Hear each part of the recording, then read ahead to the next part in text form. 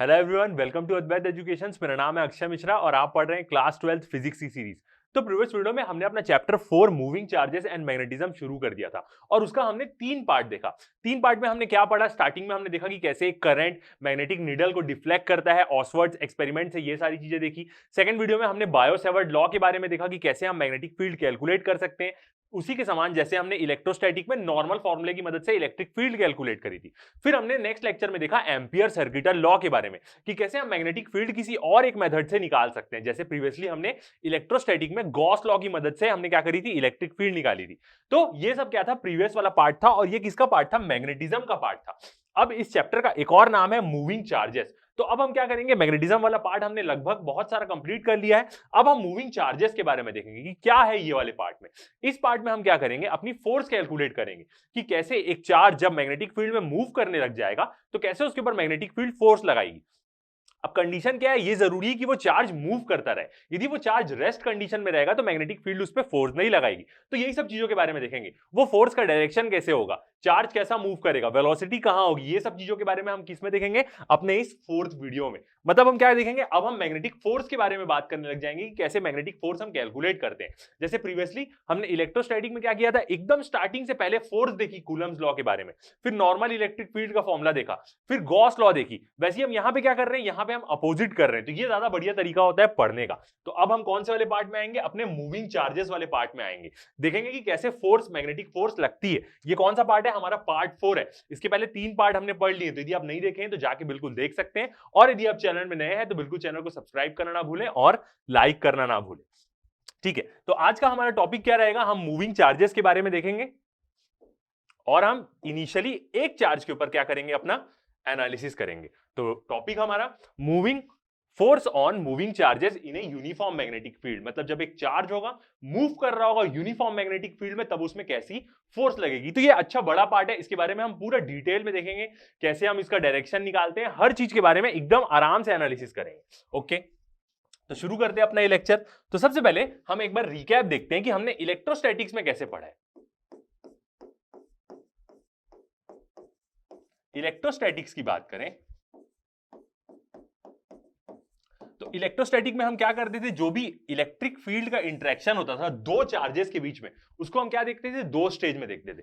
एक का पहले कैलकुलेट कर लेते थे, फिर अगले का कैलकुलेट कर लेते थे। वैसे तो वहां पे क्या होता था, दो स्टेजेस में हम इंटरेक्शन देखते थे। कैसे देखते हैं, सबसे पहले हम फर्स्ट क्या करते थे, इलेक्ट्रिक फील्ड कैलकुलेट करते थे। तो क्या था इलेक्ट्रिक फील्ड का formula, electric field vector form में देखें हम इसको, तो क्या था, 1/4 pi epsilon not into Q, capital Q को ले लेते, क्यू बाई आर स्क्वायर। ठीक है, और वेक्टर फॉर्म में हम देख रहे हैं तो हम यहां पे क्या लगाएंगे, आर कैप लगाएंगे। ये क्या था, एक नॉर्मल तरीका था इलेक्ट्रिक फील्ड निकालने का। अब यदि हम यहां पे वैल्यूज के बारे में बात करें तो ये 1/4 पाई एप्सिलॉन 0 की हम क्या वैल्यू लेते थे, सबको अभी तक याद हो जाना चाहिए, 9 इंटू 10⁹ लेते थे हम इसकी पूरी वैल्यू। ओके, अब यदि हम यहां पे ये क्यू की बारे में बात करें तो ये क्यू क्या होता था, सोर्स चार्ज होता था।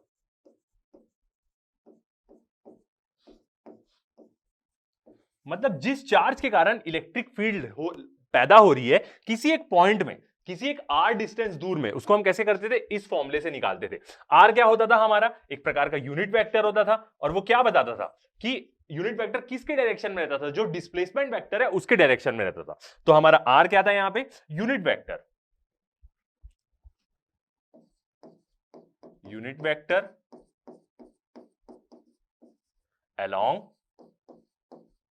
किसके डायरेक्शन में रहता था, जो डिस्प्लेसमेंट वेक्टर है उसके डायरेक्शन में रहता था, along r vector. R vector हमारा डिस्प्लेसमेंट वेक्टर, कि कितने दूर में हम क्या कर रहे हैं, इलेक्ट्रिक फील्ड कैलकुलेट कर रहे हैं। तो ये क्या था, हमारा नॉर्मल तरीका था। फिर उसके बाद नेक्स्ट अब जब हम आगे बढ़े, हम यहां वहां पे क्या कर रहे हैं, जैसे हम देखे थे उसका उल्टा चल रहे हैं।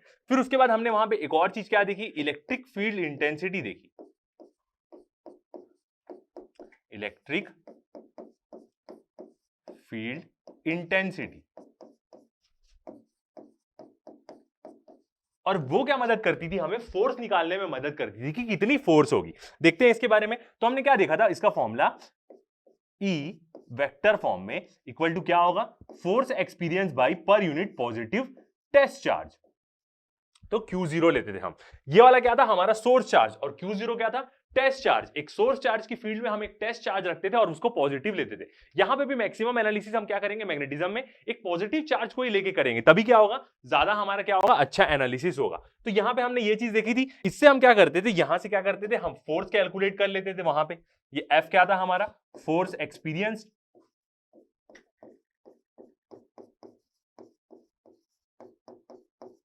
और कौन एक्सपीरियंस करता था ये वाली फोर्स, ये वाली फोर्स जो एक्सपीरियंस करता था वो कौन था, टेस्ट चार्ज फोर्स एक्सपीरियंस करता था, मतलब जो Q0 दूसरा हम चार्ज बोले तो वो यहां पे क्या करता था, फोर्स एक्सपीरियंस करता था। और ये Q0 क्या था, हमारा टेस्ट चार्ज, जिसके ऊपर हम क्या कर रहे थे, एक सोर्स चार्ज के कारण इलेक्ट्रिक फील्ड को टेस्ट कर रहे थे।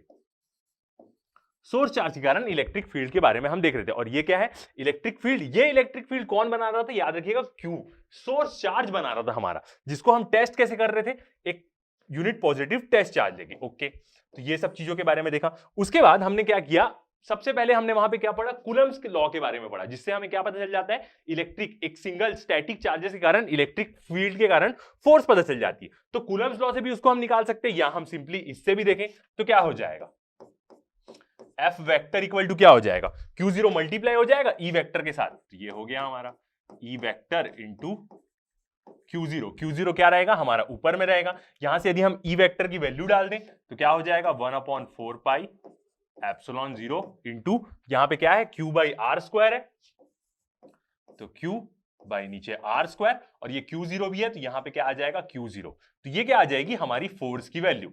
ओके, वेक्टर फॉर्म में देखें तो एक साथ में क्या करेंगे, यूनिट वेक्टर भी यहां पे मल्टीप्लाई कर सकते हैं हम, तो वो क्या हो जाएगा, पूरा वेक्टर फॉर्म में हो जाएगा। तो ये हो गया हमारा यूनिट वेक्टर। ऐसे हम क्या करते थे, वहां पे फोर्स निकालते थे। इलेक्ट्रोस्टैटिक्स में हमने वहां पे कैसे पढ़ा था, पहले फोर्स देखी कूलम्स लॉ के बारे में, फिर हमने इलेक्ट्रिक फील्ड इंटेंसिटी के बारे में देखा, फिर हमने क्या दिया, इलेक्ट्रिक फील्ड के बारे में पढ़ा। तो सेम हम यहां पे करेंगे, यहां पे भी हम वैसे ही करेंगे, जस्ट यहां पे हम कैसे करते हुए आएंगे, ऐसे चलते हुए आएंगे। अभी हमने क्या कर लिया, मैग्नेटिज्म में इतना पोर्शन मैग्नेटिक फील्ड के बारे में पढ़ लिया है कि मैग्नेटिक फील्ड हम कैसे कैलकुलेट कर सकते हैं, दो तरीके से। अब हम देखेंगे कि वो फोर्स कैसे एक्सपीरियंस करता है, और ये फोर्स वो किस में एक्सपीरियंस करेगा, एक मूविंग चार्ज में एक्सपीरियंस करेगा। तो ये सब चीजों के बारे में हमने क्या किया, अपना पूरा इलेक्ट्रोस्टैटिक में पढ़ा। ओके, तो कुछ स्टेटमेंट देखते हैं। तो जो हमने फील्ड, इलेक्ट्रिक फील्ड ई के बारे में पढ़ा, द फील्ड ई मतलब electric field is not just an artifact. Artifact की बात करें तो समथिंग मेड और गिवन बाय मैन, मतलब कोई इंसानों द्वारा बनाया गई कोई चीज नहीं है, ओरिजिनली है। It but has a physical role, मतलब जो इलेक्ट्रिक फील्ड की हम बात करें उसका क्या है, एक फिजिकल रोल है, जो क्या कर सकती है, एनर्जी मोमेंटम क्या कर सकती है, कन्वे कर सकती है एक पॉइंट में। It can convey energy momentum and is not stabilise instantly, मतलब एकदम अचानक से ही एस्टेबलाइज नहीं होती, टाइम लेती है प्रोपोगेट करने में, but takes finite times to propagate. एकदम अचानक से इलेक्ट्रिक फील्ड सेटअप नहीं हो जाती, थोड़ा सा टाइम लेती है। द कंसेप्ट ऑफ फील्ड, यदि हम फील्ड के कंसेप्ट की बात करें, पूरी field, electric field, magnetic field के बारे में, तो उसको स्पेशली स्ट्रेस किसने दिया था, कि मतलब ऐसा एक कंसेप्ट होना चाहिए, फैराडे ने दिया था ये चीज, कि फैराडे ने स्ट्रेस दिया कि हाँ ऐसा भी एक कंसेप्ट होना चाहिए फील्ड का। और उसके बाद and was incorporated bye Maxwell, फिर मैक्सवेल ने क्या करी, अपनी इक्वेशन और यूनिफिकेशन से क्या किया, सारी चीजों को एक साथ किया, इलेक्ट्रिसिटी और मैग्नेटिज्म को, और उन्होंने अपनी बेस्ट इक्वेशन दी in his unification of electricity and magnification. जब वो क्या कर रहे थे, दोनों को यूनिफाई कर रहे थे, तो फिर मैक्सवेल ने सही इक्वेशन दी। In addition dependent on each point in space, यदि हम बात करें, ये चीज हम पहले इलेक्ट्रोस्टैटिक में नहीं देखें, कि यदि हम हर एक स्पेस के हर एक पॉइंट में, मतलब दूरी पे तो डिपेंड करती है, इलेक्ट्रिक फील्ड भी और मैग्नेटिक फील्ड भी, दोनों डिपेंड करती है। It can also very with time, क्या करती है वो, टाइम के साथ भी वेरी करती है। यदि हम अर्थ की मैग्नेटिक फील्ड के बारे में बात करें तो अर्थ की मैग्नेटिक फील्ड भी क्या होती है, चेंज होती है। क्यों मैग्नेटिक फील्ड रहती है, अर्थ के अंदर क्या होता है, जो आउटर कोर है उसमें क्या होता है, बहुत सारा मोल्टेन मैग्मा क्या होता है, रोटेट करते रहता है, उस कारण क्या होती है, इलेक्ट्रिक फील्ड जनरेट होती है, और वो भी टाइम के साथ चेंज होती है। तो इसका मतलब हम ये बोल सकते हैं कि टाइम के साथ भी दोनों फील्ड वेरी करती है, बट हम जो स्टडी करते हैं उसमें हम टाइम का वेरिएशन नहीं देखेंगे, हम नॉर्मल डिस्टेंस का ही वेरिएशन देखते हैं उसमें। I be a function of time, मतलब जितनी भी फील्ड की चीजें होती है, इलेक्ट्रिक फील्ड, मैग्नेटिक फील्ड बोले तो वो टाइम का भी फंक्शन होती है। But we are going to assume that field do not change with time. But अब अपनी स्टडी में हम क्या ये एज्यूम कर लेते हैं कि जो फील्ड होती है वो टाइम के साथ चेंज नहीं होती है। यदि आप अर्थ की मैग्नेटिक फील्ड भी देखेंगे तो वो भी चेंज होती है, कुछ टाइम में हम बोलते हैं पोलैरिटी रिवर्स हो जाती है, ये चीज भी होती है। ओके, तो जैसे हम एक स्टैटिक चार्ज के बारे में बात करें कि एक स्टैटिक चार्ज क्या करता है, इलेक्ट्रिक फील्ड जनरेट करता है। Just as a static charge produce an electric field, the current और मूविंग चार्ज, और करंट और मूविंग चार्ज के बारे में बात करें तो वो क्या जनरेट करते हैं, मैग्नेटिक फील्ड जनरेट करते हैं। Produce in addition a magnetic field, in addition वो करते हैं, मैग्नेटिक फील्ड भी जनरेट करते हैं। तो हम इसी में आगे जाके हम क्या देखेंगे कि हम जहां पे मैग्नेटिक फील्ड जनरेट हो रही है वहां पे इलेक्ट्रिक फील्ड भी है, तो दोनों का रिलेशन से भी हम पढ़ेंगे। हमने इलेक्ट्रिक फील्ड के बारे में पूरा अच्छे से पढ़ लिया, मैग्नेटिक फील्ड फोर्सेस के बारे में भी पढ़ लिया है, मैग्नेटिक फील्ड की फोर्सेस के बारे में हम इस लेक्चर में पढ़ेंगे, और उसके बाद देखेंगे कि जब दोनों एक जगह सेटअप रहती है तब वहां पे हम कैसे निकालते हैं, कैलकुलेट करते हैं फोर्स के बारे में। तो आगे नेक्स्ट टॉपिक हमारा यही आने वाला है कि हम फोर्स कैलकुलेट करेंगे मैग्नेटिक और इलेक्ट्रिक फील्ड दोनों के कारण। ठीक है, तो इन एडिशन, इसलिए यहां पे वर्ड है इन एडिशन, कोई चार्ज मूव होता रहता है तो उसकी इलेक्ट्रिक फील्ड तो रहती ही रहती है, साथ ही साथ वो क्या करता है, मैग्नेटिक फील्ड भी जनरेट करता है, जिसको हम किससे डिनोट करते हैं, बी और आर, एक पर्टिकुलर डिस्टेंस से, और जो एक क्या है, अगेन ए वेक्टर फील्ड ही है। It has several basic properties identical to electric field, और ये चीज हम देख चुके हैं कि बहुत सारी प्रॉपर्टीज क्या है इलेक्ट्रिक फील्ड के आइडेंटिकल ही है मैग्नेटिक फील्ड की। It is defined as each point is space and can in addition dependent on time, तो हर एक पॉइंट पे तो वो चेंज होगी मैग्नेटिक फील्ड, बट टाइम के साथ भी वो क्या रहेगी, डिपेंडेंट रहेगी। बट हम अपने एनालिसिस में टाइम डिपेंडेंट नहीं मानते, जैसे इलेक्ट्रिक फील्ड टाइम के साथ वेरी कर रही थी वैसे मैग्नेटिक फील्ड भी वेरी करेगी। तो experimentally it is found to obey the principle of superposition, तो ये चीज हम प्रीवियसली देख भी चुके हैं कि मैग्नेटिक फील्ड भी क्या करेगी, सुपरपोजिशन का प्रिंसिपल फॉलो करेगी ही करेगी। सुपरपोजिशन का प्रिंसिपल हम क्या देखते हैं कि यदि एक पॉइंट में दो तीन चार्जेस के कारण इलेक्ट्रिक फील्ड जनरेट हो रही है तो हम कैसे निकालते हैं, हर एक चार्ज की इलेक्ट्रिक फील्ड निकालते हैं और सबका वेक्टर सम कर देते हैं। तो सेम ऐसा मैग्नेटिक फील्ड भी फॉलो करती है, बिल्कुल अभी हमने देखा ही है प्रीवियस लेक्चर में। ओके, तो ये सब चीज हमने क्या देखी, मैग्नेटिक और इलेक्ट्रिक फील्ड में हमने ये सब चीजें पढ़ी। अब आगे बढ़ते हैं, अब मेन हम अपने क्या आते हैं, टॉपिक में आते हैं, मैग्नेटिज्म में। तो अब हम यहां पे देखेंगे कि कैसे फोर्स होगी। ओके, तो नेक्स्ट अपने टॉपिक में आते हैं हम।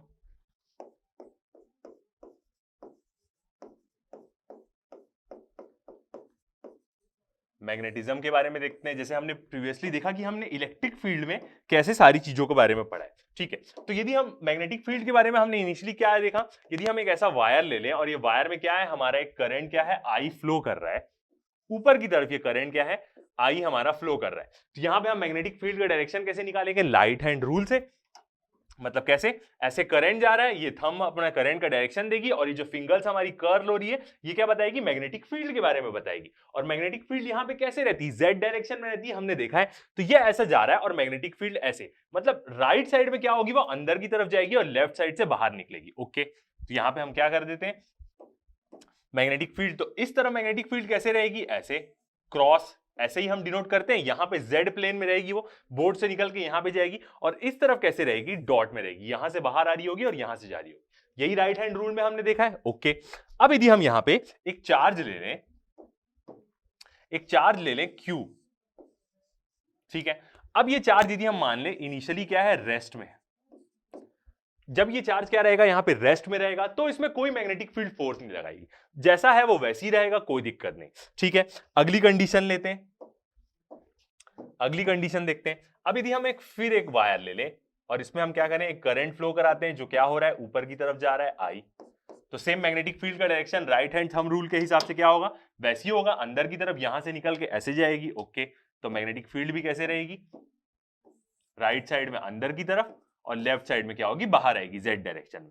अब यदि यहां पे एक चार्ज हम लेते हैं और वो जो चार्ज है वो क्या करने लग गया, मूव करने लग गया किसी एक वेलोसिटी के साथ, v वेलोसिटी के साथ क्या होने लग गया, ये चार्ज मूव होने लग गया। तो अब इसमें मैग्नेटिक फील्ड क्या करेगी बताओ, फोर्स लगाने लग जाएगी, और ये चार्ज क्या होगा, डिफ्लेक्ट हो जाएगा, ऐसा इस तरफ क्या हो जाएगा, डिफ्लेक्ट होने लग जाएगा।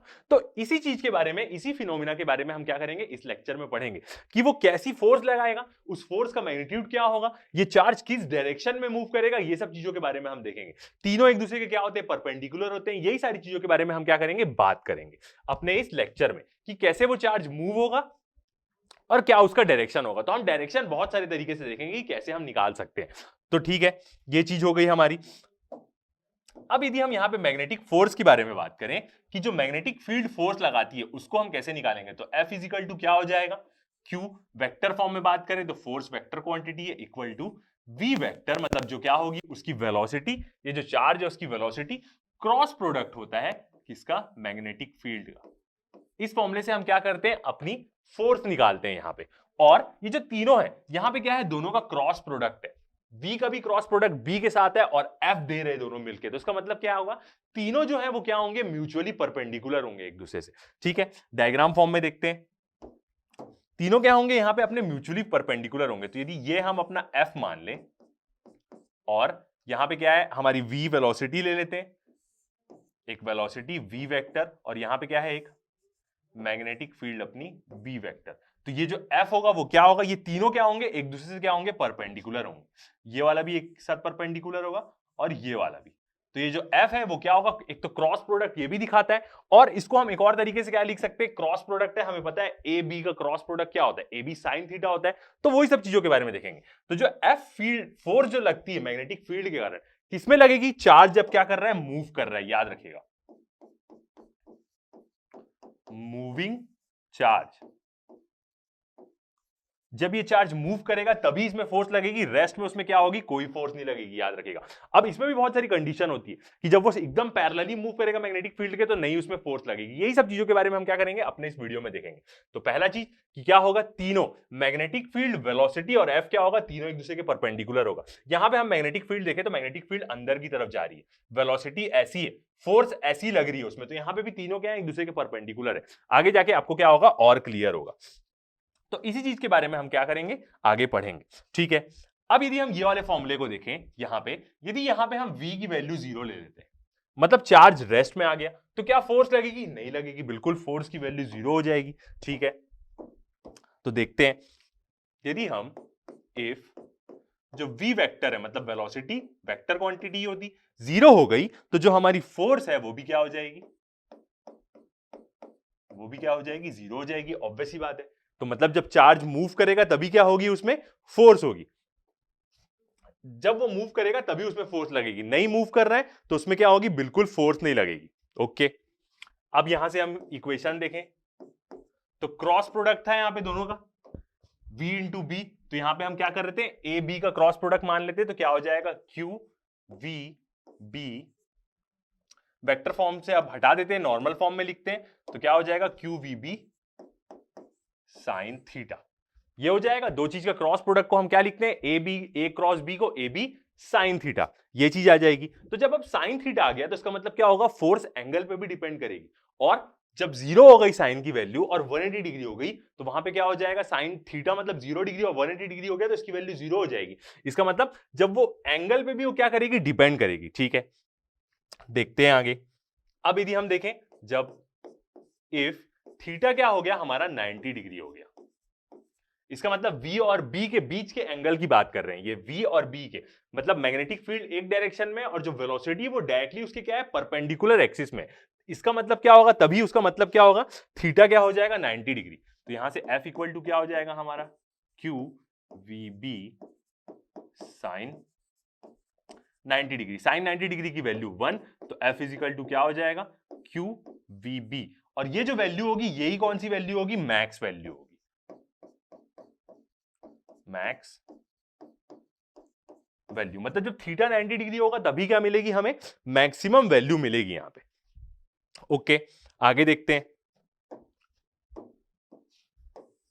अब उसके बाद यदि हम यहां पे देखें कि F की वैल्यू कब कब 0 हो सकती है, फोर्स की वैल्यू कब कब 0 हो सकती है, तो एक तो फर्स्ट क्या कंडीशन होगी हमारी, जब चार्ज 0 हो गया, जब Q की वैल्यू 0 हो जाएगी तो 0 हो जाएगा। सेकंड कंडीशन क्या होगी, यदि V की वैल्यू 0 हो गई तो भी 0 हो सकती है, पूरा F की वैल्यू क्या हो जाएगी, मैग्नेटिक फोर्स की वैल्यू 0 हो जाएगी। मैग्नेटिक फील्ड की वैल्यू 0 रही तो भी क्या हो जाएगा, हमारी जो मैग्नेटिक फील्ड के कारण फोर्स है उसकी वैल्यू तो भी 0 हो जाएगी। तो ये सब कंडीशन है। और एक और चीज, जब V वेक्टर और एंड बी वेक्टर क्या हो जाएंगे, पैरेलल हो जाएंगे। पैरेलल का मतलब क्या हो जाएगा, दोनों के बीच का थीटा क्या होगा, थीटा क्या हो सकता है, एक 0 डिग्री हो सकता है पैरेलल के केस में, और दूसरा क्या हो जाएगा, थीटा क्या हो जाएगा हमारा 180 डिग्री हो जाएगा। ये दोनों पैरेलल का केस होगा, मतलब ये हमारी मैग्नेटिक फील्ड हो गई बी और ये वी, तो दोनों के बीच का एंगल क्या हो गया, 0। एक में क्या होगा पैरेलल, और 180 डिग्री में क्या हो जाएगा एंटी पैरेलल। एंटी पैरेलल का मतलब बी का डायरेक्शन इस तरफ है और वी का डायरेक्शन इस तरफ है। तो ये दोनों केस में क्या हो जाएगा, ये दोनों केस में भी एफ की वैल्यू क्या हो जाएगी, जीरो हो जाएगी। तो ये सब कंडीशन रहती है जब क्या होती है, मैग्नेटिक फोर्स की वैल्यू क्या हो जाती है, जीरो हो जाती है।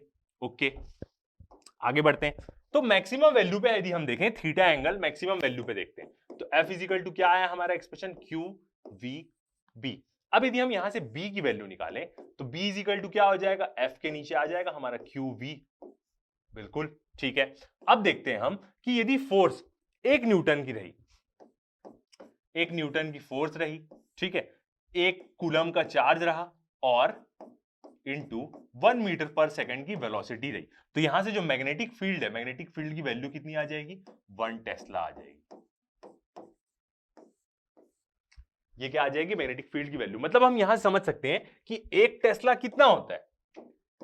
तो यदि हम 1 टेस्ला के बारे में बात करें तो 1 टेस्ला कितना हो जाएगा, न्यूटन, ऊपर में क्या है हमारी न्यूटन, ठीक है, नीचे में क्या आ जाएगा अपना, नीचे में कूलम है और इंटू मीटर और सेकेंड्स को क्या हो जाएगा, ऊपर में चले जाएगा। तो ये क्या होगी हमारी मैग्नेटिक फील्ड की यूनिट, जिसको हम बोल सकते हैं 1 टेस्ला क्या होता है, न्यूटन सेकंड पर कूलम मीटर, ये क्या हो जाएगी, यूनिट हो जाएगी। तो ये जो यूनिट हमने देखा ये कौन सी यूनिट है, एसआई यूनिट है। किसके नेम के आफ्टर ये पड़ी, निकोला टेस्ला के कारण, जिन्होंने इसकी यूनिट दी। अब यदि हम देखें non SI unit, non SI unit के बारे में बात करें तो वो क्या होती है, गॉस होती है। जो कितनी होती है, एक गॉस यदि हम देखें तो वो कितना हो जाएगा, 10 टू द पावर -4 टेस्ला के बराबर हो जाएगा। ओके, अब यदि टेस्ला के बारे में यदि हम देखें कि टेस्ला कैसी यूनिट होती है, मतलब कितनी बड़ी होती है, उसके हिसाब से देखें तो यदि हम अर्थ की मैग्नेटिक फील्ड की बात करें, बी वेक्टर और किसका, अर्थ, अर्थ के बारे में बात करें तो अर्थ की मैग्नेटिक फील्ड कितनी हो जाएगी, 3.6 into 10 to the power -4 tesla. ये क्या होती है, अर्थ की मैग्नेटिक फील्ड। और कुछ सालों में ये चेंज भी होते रहती है, ऐसा नहीं है कि वो सही है। जैसे हमने देखा टाइम डिपेंडेंट भी होती है, तो मैग्नेटिक फील्ड अर्थ की चेंज होती रहती है। पोलैरिटी रिवर्स वाली भी एक कंडीशन आती है अर्थ की। और यदि हम बाकी मैग्नेटिक फील्ड्स के बारे में बात करें कि कैसी कैसी अलग अलग कंडीशन में मैग्नेटिक फील्ड होती है, तो ये वाला टेबल देखते हैं। यदि हम बात करें फर्स्ट कॉलम में क्या है, हमारी फिजिकल सिचुएशन की, कहां कहां बहुत ज्यादा मैग्नेटिक फील्ड पैदा होती है, और मैग्नेटिक फील्ड किसमें, इसमें बी टेस्ला में है यहाँ पे। तो मैग्नीट्यूड देखेंगे हम बहुत सारी मैग्नेटिक फील्ड का। फर्स्ट यदि हम देखें surface of a neutron star, neutron star के बारे में बात करें तो वो क्या होता है, जैसे हमारी सोलर सिस्टम में क्या है, एक सन है, वैसे ही हम जानते हैं कि कितने मिलियंस ऑफ सन है। तो कोई भी सन जब अपने आखिरी टाइम में आता है तो वो क्या होता है, अपने जो ऊपर की लेयर है उसको क्या करता है, वो इजेक्ट कर देता है, जिसको हम सुपरनोवा बोलते हैं। और उसके बाद उसकी आखिरी में एक कोर बच जाती है। जो कोर कैसे बनती है, न्यूक्लियर फ्यूजन होने के कारण हाइड्रोजन फ्यूज हो के बहुत सारे एलिमेंट फ्यूज होकर उसकी कोर बनते हैं। अपनी आउटर लेयर वो पूरी छोड़ देती है सुपरनोवा में और उसकी कोर बचती है। तो वो कोर उस सन के साइज पे डिपेंड करती है कि वो सन कैसा है। यदि वो सन बहुत बड़ा रहा तो वो ब्लैक होल्स बन जाते हैं, नहीं तो फिर यदि उसका मास एकदम ब्लैक होल जितना नहीं रहा तो वो न्यूट्रॉन स्टार बनते हैं। तो न्यूट्रॉन स्टार क्या होता है, पूरे न्यूट्रॉन का ही होता है, जिसकी मैग्नेटिक फील्ड बहुत ज्यादा होती है। मतलब 10 टू द पावर 8 टेस्ला की क्या होती है, उसकी मैग्नेटिक फील्ड होती है। दूसरा देखें, यदि हम लेबोरेटरी के बारे में देखें कि जैसे हम हाइड्रोजन कोलाइडर देखें या हम बहुत सारे जो बड़े बड़े एक्सपेरिमेंट्स देखते हैं जहां पे पार्टिकल्स को एक्सेलरेट करने के लिए हमें मैग्नेटिक फील्ड चाहिए रहती है, तो typical large field in laboratory तो कितनी की रहती है, 1 टेस्ला की फील्ड रहती है वहां पे ज्यादा से ज्यादा। मतलब और भी उनकी रिक्वायरमेंट के हिसाब से वो लोग बढ़ा सकते हैं, बट एक नॉर्मल डाटा देखें तो 1 टेस्ला की फील्ड भी उनके लिए बहुत काफी होती है। यदि हम एक स्मॉल बार मैग्नेट के बारे में बात करें तो उसकी फील्ड कितनी होती है, 10 टू द पावर -2 टेस्ला की मैग्नेटिक फील्ड होती है। अर्थ के सरफेस में बात करें, ऑन दी अर्थ सरफेस, तो हमने देखा 3.6 इंटू 10 टू द पावर 5, तो एक अप्रॉक्स वैल्यू है, इतनी टेस्ला की क्या रहती है, मैग्नेटिक फील्ड रहती है। ह्यूमन नर्व के बारे में देखें, ह्यूमन नर्व फाइबर्स के बारे में देखें, हम देखें हमारे न्यूरॉन्स कैसे कनेक्ट करते हैं बॉडी में, करंट के थ्रू ही कनेक्ट करते हैं, तभी इतना फास्ट रिस्पॉन्स देते हैं वो हर जगह, और इतना फास्ट रिस्पॉन्स करती है हमारी बॉडी। तो उसके अंदर की जो मैग्नेटिक फील्ड रहती है कितनी, 10 टू द पावर -10 टेस्ला की रहती है।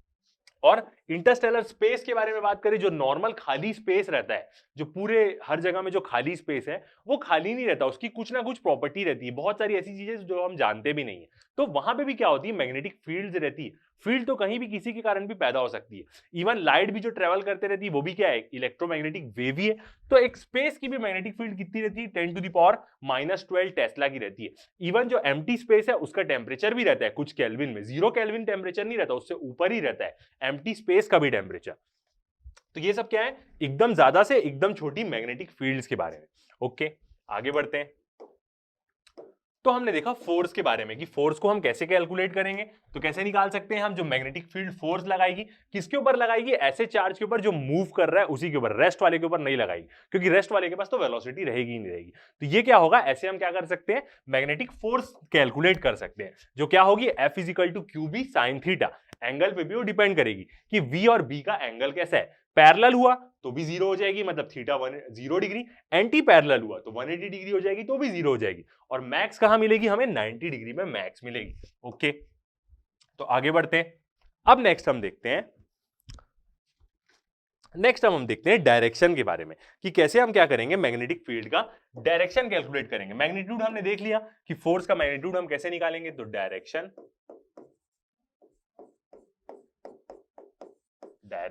ऑफ मैग्नेटिक फोर्स,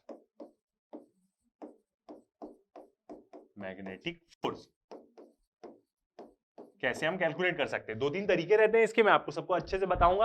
तो किसके ऊपर ये फोर्स लगाएगा, जो चार्ज मूव कर रहा है, और वो भी मूव जो कर रहा है उससे कुछ एंगल में मूव करेगा तभी फोर्स लगाएगा। पैरेलल एंटी पैरेलल हो गया तो मैग्नेटिक फील्ड में फोर्स नहीं लगेगी उस चार्ज के ऊपर। तो ये सब क्या है, कंडीशन। ठीक है, तो फर्स्ट रूल हम अपना देखते हैं जिससे हम फोर्स का डायरेक्शन निकाल सकते हैं। मैग्नीट्यूड कैसे निकालेंगे हमने देख लिया, तो फर्स्ट हम देखते हैं स्क्रू रूल।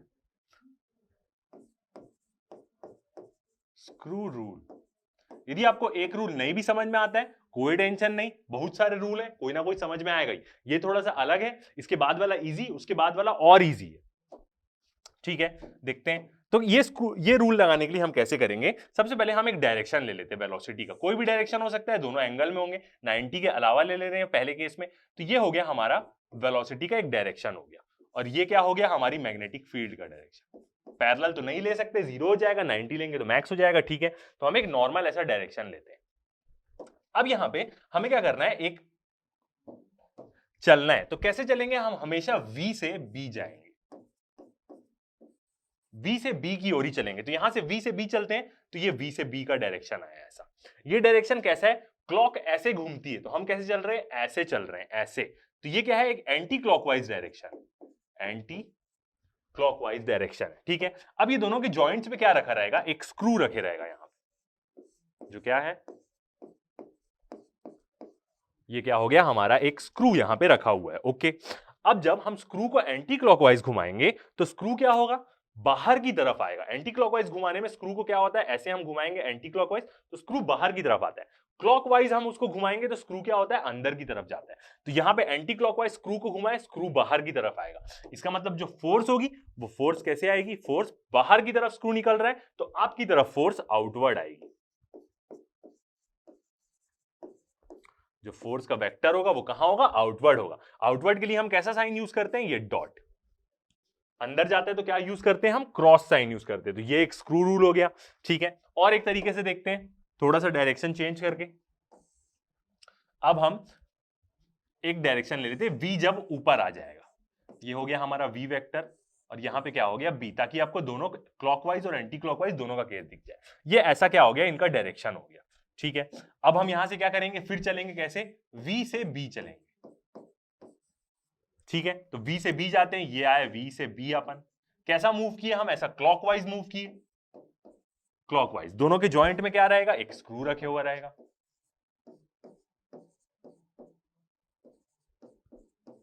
दोनों के जॉइंट में क्या है, एक स्क्रू रखा हुआ है। ठीक है, अब ये जो स्क्रू है जब हम उसको क्लॉकवाइज घुमाएंगे तो स्क्रू क्या होगा, अंदर की तरफ जाएगा। तो यहां पे जो फोर्स होगी वो कैसे होगी, इनवर्ड होगी। फोर्स क्या होगी, इनवर्ड। और इनवर्ड के लिए हम कैसा साइन बनाते हैं, ऐसा क्रॉस का। जब कोई चीज अंदर की तरफ जाती है तो हम क्रॉस साइन बनाते हैं। तो यहां पे जो फोर्स होगी वो कैसे लगेगी, इनवर्ड डायरेक्शन में लगेगी। ओके, सिंप्लीफाई करने के लिए और लिख देते हैं, जब एंटी क्लॉकवाइज हम स्क्रू को घुमाएंगे ऐसा ऐसा ऐसा एंटी क्लॉकवाइज, तो स्क्रू क्या होगा हमारा, ऐसा आप लिख लेंगे तो आपको याद रहेगा, स्क्रू इज कमिंग आउट। जब एंटी क्लॉकवाइज घुमाएंगे तो स्क्रू बाहर की तरफ आएगा, आपकी तरफ आएगा, इसलिए फोर्स क्या लग रही है, बाहर की तरफ लग रही है, इसलिए हमने डॉट लिया है जो आपके तरफ आ रही है। यदि हम स्क्रू को क्लॉकवाइज घुमाएंगे तो स्क्रू क्या होगा, अंदर की तरफ जाएगा। Screw is going inside,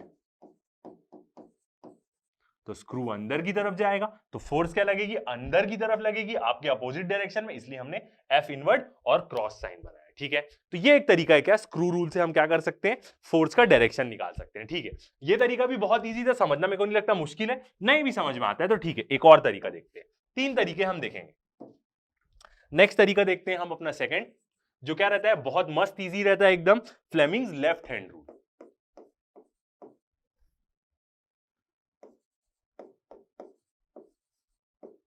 Fleming's left hand यहां पे यूज करते हैं हम, लेफ्ट हैंड रूल। तो याद रखिएगा लेफ्ट हैंड ही यूज करिएगा, राइट करिए तो क्या हो जाएगा, खत्म हो जाएगा। फ्लेमिंग्स लेफ्ट हैंड रूल के बारे में देखते हैं। ओके, अब इसमें कैसा होता है, इसमें सबसे पहले हम फिंगर बनाते हैं। तो एक क्या होगा, अपना थंब, ये क्या होगी अपनी फोर फिंगर, और ये वाली होगी हमारी मिडिल फिंगर। दिख रहा है आपको? ओके, तो पहले हम लिख लेते हैं ताकि याद रहे। थंब क्या रहता है, मोटा सा रहता है, ठीक है, ये हो गया अपना थंब। ये वाली कौन सी फिंगर होगी हमारी, जिसको हम बोलते हैं फोर फिंगर।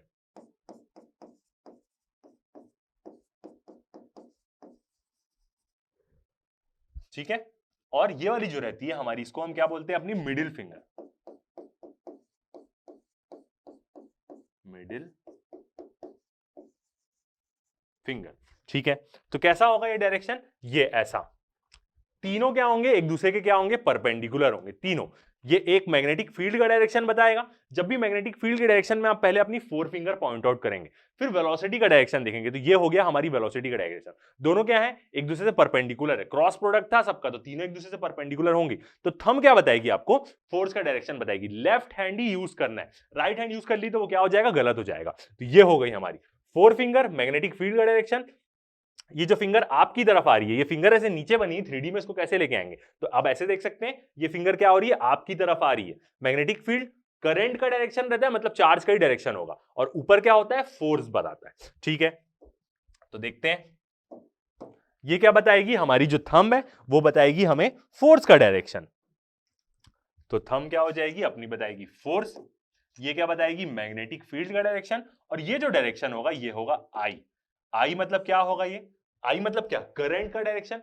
करंट कैसे फ्लो होता है, कन्वेंशनल करंट का डायरेक्शन क्या होता है, पॉजिटिव चार्ज के डायरेक्शन में, क्या जब जिस डायरेक्शन में पॉजिटिव चार्ज फ्लो करते हैं उस डायरेक्शन में अपना कन्वेंशनल करंट फ्लो होता है। तो ये आई क्या है, वही, और जिस डायरेक्शन में करंट जा रहा है उसी डायरेक्शन में उस चार्ज की वेलोसिटी होगी, ऑब्वियस सी बात है। तो ये आई क्या बताएगी हमें, चार्ज की वेलोसिटी, तो करंट, और इसको हम कैसे लिख सकते हैं अच्छे से, मोशन ऑफ पॉजिटिव चार्ज। ये क्या बताएगी, मोशन बताएगी किसका, पॉजिटिव चार्ज का। इसका मतलब आप बोल सकते हैं ये आई क्या बताएगा, वेलोसिटी बताएगी, सिंपल सी चीज। ठीक है, तो ये क्या हो गया, ऐसा तीनों एक दूसरे के परपेंडिकुलर होंगे म्यूचुअली, तीनों अलग अलग एक्सिस में होंगे, एक्स वाई जेड, क्योंकि क्रॉस प्रोडक्ट है मैग्नीट्यूड में। और कैसे बताएगा, ऐसा डायरेक्शन। मैग्नेटिक फील्ड में पहले आप पॉइंट आउट करेंगे, वेलोसिटी देखेंगे, तो थंब आपको क्या देने लग जाएगी, तुरंत जैसा भी आप रखेंगे थंब आपको फोर्स का डायरेक्शन देने लग जाएगी यहाँ पे। ठीक है, तो इसको हम क्या करते हैं, और इजी से, आसानी से एग्जांपल से समझते हैं। ठीक है, तो एक एग्जांपल लेते हैं। सबसे पहले हम एक मैग्नेटिक फील्ड का डायरेक्शन लेते हैं, ये क्रॉस। क्रॉस मतलब मैग्नेटिक फील्ड कहां की तरफ आ रही है, आपकी तरफ आ रही है। मतलब बोर्ड यदि एक्स वाई में है तो मैग्नेटिक फील्ड कैसे, जेड डायरेक्शन में, और आपकी तरफ ये क्या हो रही है, निकल रही है। ये है मैग्नेटिक फील्ड का डायरेक्शन। ठीक है, क्रॉस है, सॉरी, तो इसका अब हम क्रॉस बोलेंगे कि वो कहां जा रही है, जेड डायरेक्शन में तो है, और अंदर की तरफ जा रही है, क्योंकि एरो का हम पीछे वाला हिस्सा देख रहे हैं ना, तो अंदर की तरफ मैग्नेटिक फील्ड जा रही है। आपकी तरफ आती तो उसको हम डॉट लेते, तो यहां मैग्नेटिक फील्ड क्या हो रही है, अंदर की तरफ जा रही है। ठीक है, अब हम क्या लेते हैं, यहां पे एक चार्ज ले लेते हैं, ये हो गया हमारा चार्ज क्यू।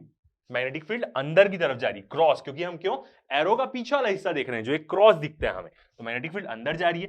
और ये हो गई हमारी क्यू की वेलोसिटी। दोनों क्या है, एक दूसरे से परपेंडिकुलर तो है ही, मैग्नेटिक फील्ड ऐसा जा रही है, वेलोसिटी उस तरफ जा रही है। तो अब यदि हम यहाँ पे फोर्स का डायरेक्शन निकालना है तो कैसे निकालेंगे, सबसे पहले हम अपनी फोर फिंगर को मैग्नेटिक फील्ड के डायरेक्शन में करेंगे, ये हो गया, ठीक है।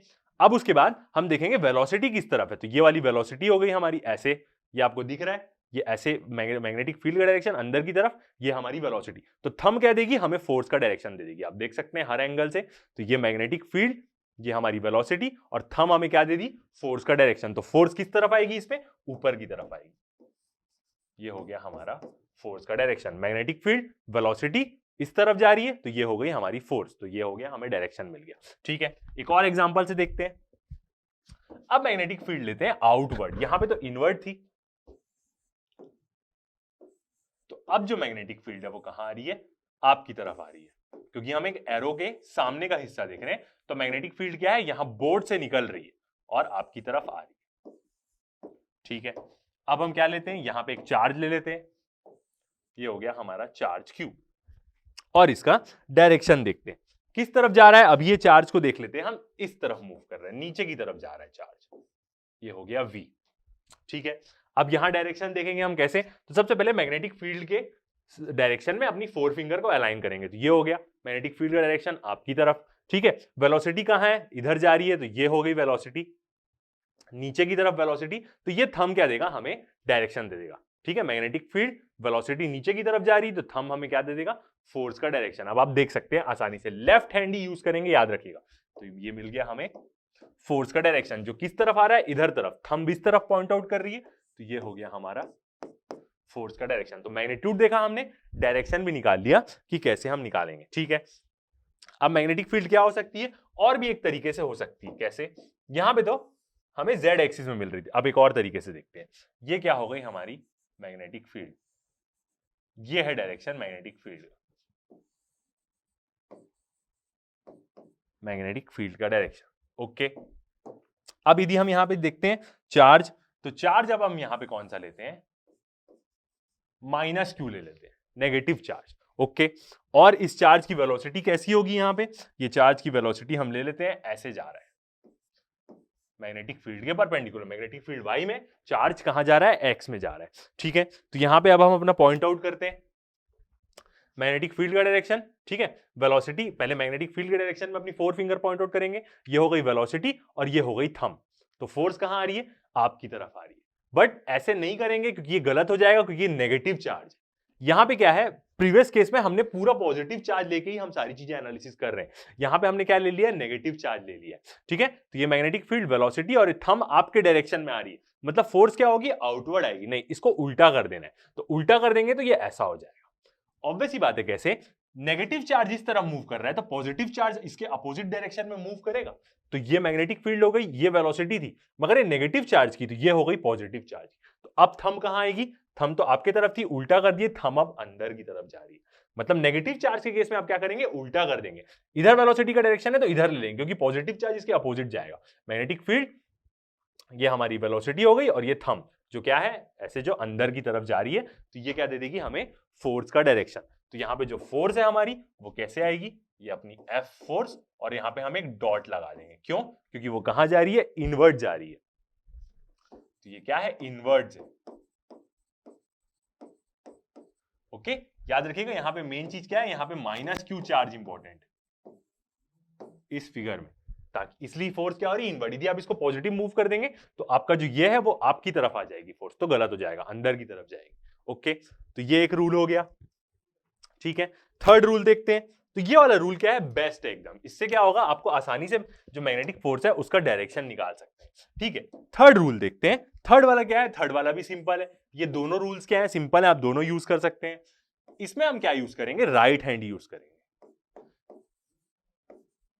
प्रीवियस में हमने लेफ्ट हैंड यूज किया था, फ्लेमिंग्स का लेफ्ट हैंड का रूल है, याद रखिएगा, ठीक है। और एक तो हम जो ये वाला रूल रहते हैं वो भी राइट हैंड का, ये भी क्या होगा, राइट हैंड ही रूल होगा, जिससे हम राइट हैंड, इसको हम बोलते हैं right hand palm rule,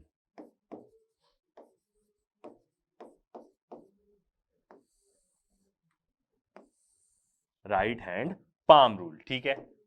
right hand बनाते हैं, डायग्राम में आपको लेफ्ट हैंड दिख सकता है बट राइट हैंड ही लेना है इसको। तो ये हो गई अपनी थंब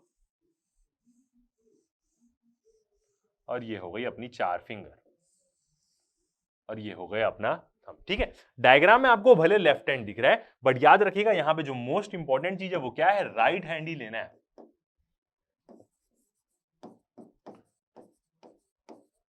राइट हैंड ही यहां पे लेना है, ये क्या है, एक इंपॉर्टेंट चीज है क्योंकि फ्लेमिंग का लेफ्ट हैंड का था, ठीक है। अब यदि हम यहां पे थंब देखें, ठीक है, थंब छोटी सी हो गई,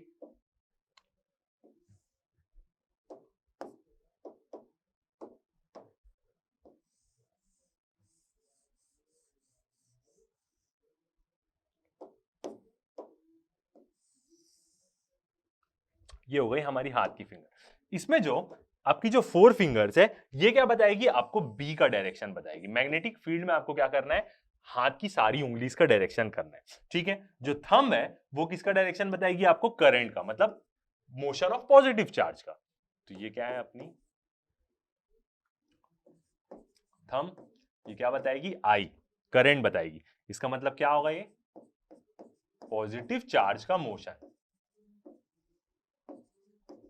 मतलब वेलोसिटी एक प्रकार से मान सकते हैं, ठीक है। और उसके बाद जो ये आपकी जो पाम है, मतलब यदि हम देखें ये जो पाम है ये आपको क्या बताएगी, आपको फोर्स का डायरेक्शन दे देगी। ये आपको क्या डायरेक्शन दे देगी, फोर्स का। तो ये भी क्या रूल यूज कर सकते हैं आप, इसको यूज कर सकते हैं, ठीक है। तो अब इसको देखते हैं हम, राइट हैंड है, याद रखिएगा राइट हैंड इसको हम यूज करेंगे, ठीक है। तो ये अपना राइट हैंड हो गया। ये यदि मैग्नेटिक फील्ड का डायरेक्शन इस तरफ है तो ऐसे हम मैग्नेटिक फील्ड लगाए, ये ऐसा एक डायरेक्शन हो गया। पुराने वाले एक डायग्राम से क्या करते हैं, इसको देखते हैं, ठीक है। तो ये वाला फर्स्ट वाला यूज करते हैं हम, फर्स्ट वाले से देखते हैं। मैग्नेटिक फील्ड किस तरफ है अपनी, अंदर की तरफ, यहां पे क्या हो रही है, अंदर की तरफ जा रही है। तो ये हो गई अपनी मैग्नेटिक फील्ड का डायरेक्शन, ठीक है। अब क्या है, हमें देखना है कि अब पहले तो मैग्नेटिक फील्ड के डायरेक्शन में अपनी चारों उंगलियों को हम कर दिए। अब वेलोसिटी का डायरेक्शन देखते हैं, वेलोसिटी इस तरफ है तो ये थंब को लिए और थंब वेलोसिटी का डायरेक्शन बताएगी ऐसे। तो यहां पे जो ये मेरी पाम है, पाम ऊपर की तरफ शो कर रही है। तो ये क्या हो गया, अपने फोर्स का डायरेक्शन दिख रहा है आपको यहाँ पे। पहले मैग्नेटिक डायरेक्शन में फिंगर्स को लाइन किए, वेलोसिटी देखे, करंट का मूवमेंट कहां है, इस तरफ है, पॉजिटिव चार्ज का मूवमेंट करंट ही है। तो थंब निकाले, ऐसे रोटेट कर दिए, तो ये क्या हो गया, वेलोसिटी का डायरेक्शन, मैग्नेटिक फील्ड अंदर की तरफ जा रही है। तो जो पाम है वो क्या बताएगी, फोर्स का डायरेक्शन बताएगी। तो आप देख सकते हैं यहाँ पे फोर्स का डायरेक्शन। दूसरा डायग्राम देखते हैं, यहाँ पे क्या है, मैग्नेटिक फील्ड बाहर की तरफ आ रही है, राइट हैंड ही यूज करेंगे। तो मैग्नेटिक फील्ड ठीक है बाहर की तरफ आ रही है, वेलोसिटी क्या है, ऐसे है, ठीक है। तो यहाँ पे वेलोसिटी अपनी ऐसे हो गई, ये मैग्नेटिक फील्ड बाहर की तरफ, वेलोसिटी ये नीचे वाली, पहले तो मैग्नेटिक फील्ड लिया फिर वेलोसिटी, तो फोर्स क्या बताएगी, ये थंब। तो ये हो गया अपने फोर्स का डायरेक्शन, देख सकते हैं आप। तो दोनों रूल क्या है अपने, एकदम सिंपल है। दोनों रूल से आप क्या कर सकते हैं, आराम से अपना बना सकते हैं, कोई दिक्कत नहीं होगी, ठीक है। तो ये क्या हो गया, डायरेक्शन निकालने का मैग्नेटिक फोर्स का, कि कैसे अब हम क्या करेंगे, डायरेक्शन निकालेंगे। 3 तरीका हमने देख लिया। स्क्रू रूल आपको नहीं भी मजा आए तो फ्लेमिंग लेफ्ट हैंड रूल और राइट हैंड पाम रूल से आप दोनों से क्या कर सकते हैं, निकाल सकते हैं, ठीक है। तो हमने फोर्स की कंडीशन देख ली। एक तो 0 डिग्री पे देख लिया कि जब पैरेलल और एंटी पैरेलल होगा चार्ज मैग्नेटिक फील्ड के साथ तो फोर्स 0 हो जाएगी। 90 डिग्री होगा तो क्या हो जाएगा, मैक्स हो जाएगा। तो अब हम अपनी कंडीशन में आते हैं कि कैसी कैसी कंडीशन होगी। अब हम अपने केस के बारे में बात करते हैं। इस केस में हम बात करेंगे पूरा जब वेलोसिटी और मैग्नेटिक फील्ड के दोनों के बीच का एंगल क्या होगा, 90 डिग्री होगा। तीनों एक दूसरे से क्या होंगे, फोर्स और सब एक दूसरे से तीनों म्यूचुअली परपेंडिकुलर होंगे। तो ये वेलोसिटी वेक्टर, ये क्या होगा, परपेंडिकुलर का साइन किसके साथ, मैग्नेटिक फील्ड के साथ।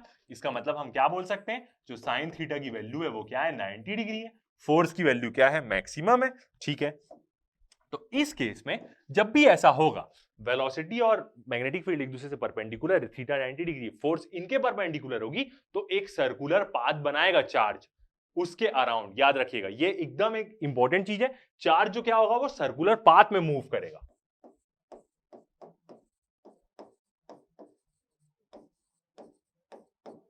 चार्ज क्या होगा, जो भी एक चार्ज हम ले रहे हैं जिसका एनालिसिस कर रहे हैं वो सर्कुलर पाथ में मूव करेगा। ये चीज एकदम इंपॉर्टेंट है, जान लीजिए। जब तीनों velocity vector, magnetic field vector और फोर्स वेक्टर तीनों एक दूसरे के क्या होंगे, परपेंडिकुलर होंगे, ठीक है। तो इसको हम डायग्राम से समझते हैं। तो सबसे पहले हम मैग्नेटिक फील्ड बनाते हैं। ये मैग्नेटिक फील्ड क्या है, पूरी अंदर की तरफ आउटवर्ड जा रही है, एरो का पीछे का हिस्सा दिख रहा है। मैग्नेटिक फील्ड क्या हो रही है, पूरी अंदर जा रही है। ओके,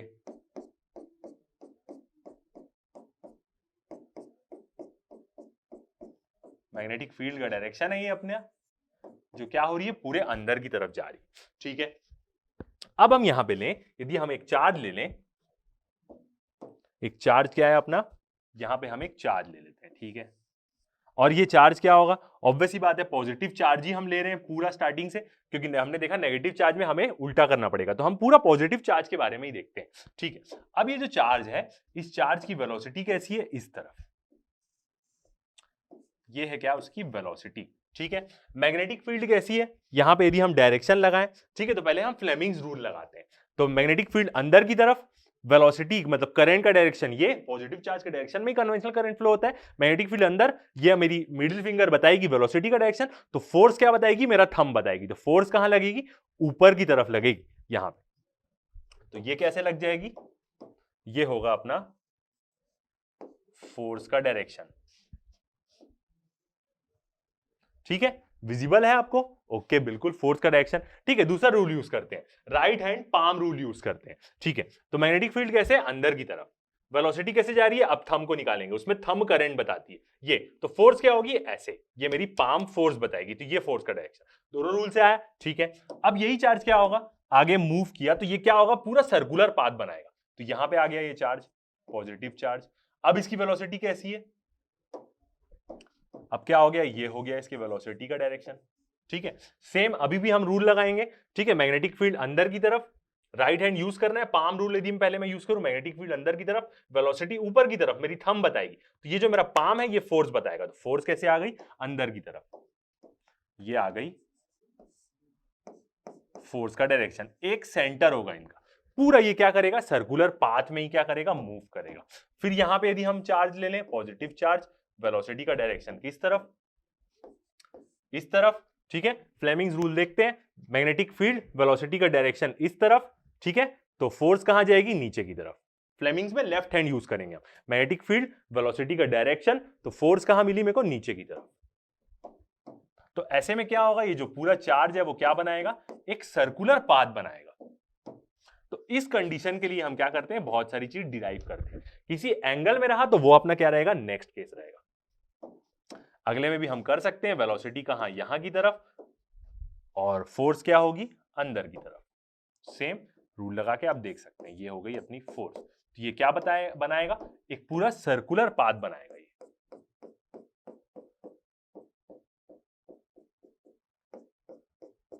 जो चार्ज पार्टिकल है वो क्या बनाएगा, पूरा सर्कुलर पाथ बनाएगा। ठीक है, थोड़ा सा आपको क्लियरिटी चाहिए तो ले सकते हैं आप। मैग्नेटिक फील्ड के बारे में तो आपको पता चल ही गया कहां पे है वो,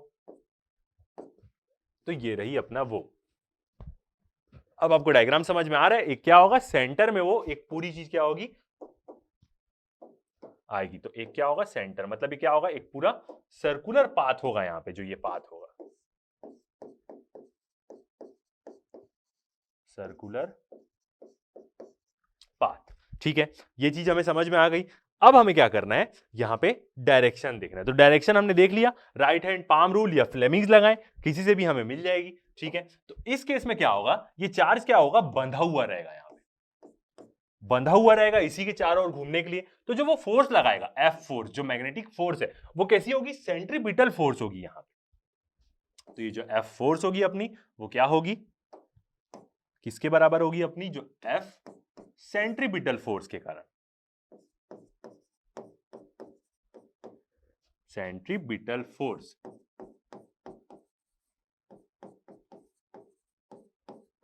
जो फोर्स होगी वो किसके बराबर होगी, सेंट्रीपिटल फोर्स के बराबर होगी। ठीक है, अब हम यहां से एफ की वैल्यू देखें, तो एफ क्या था हमारा, क्यूवीबी।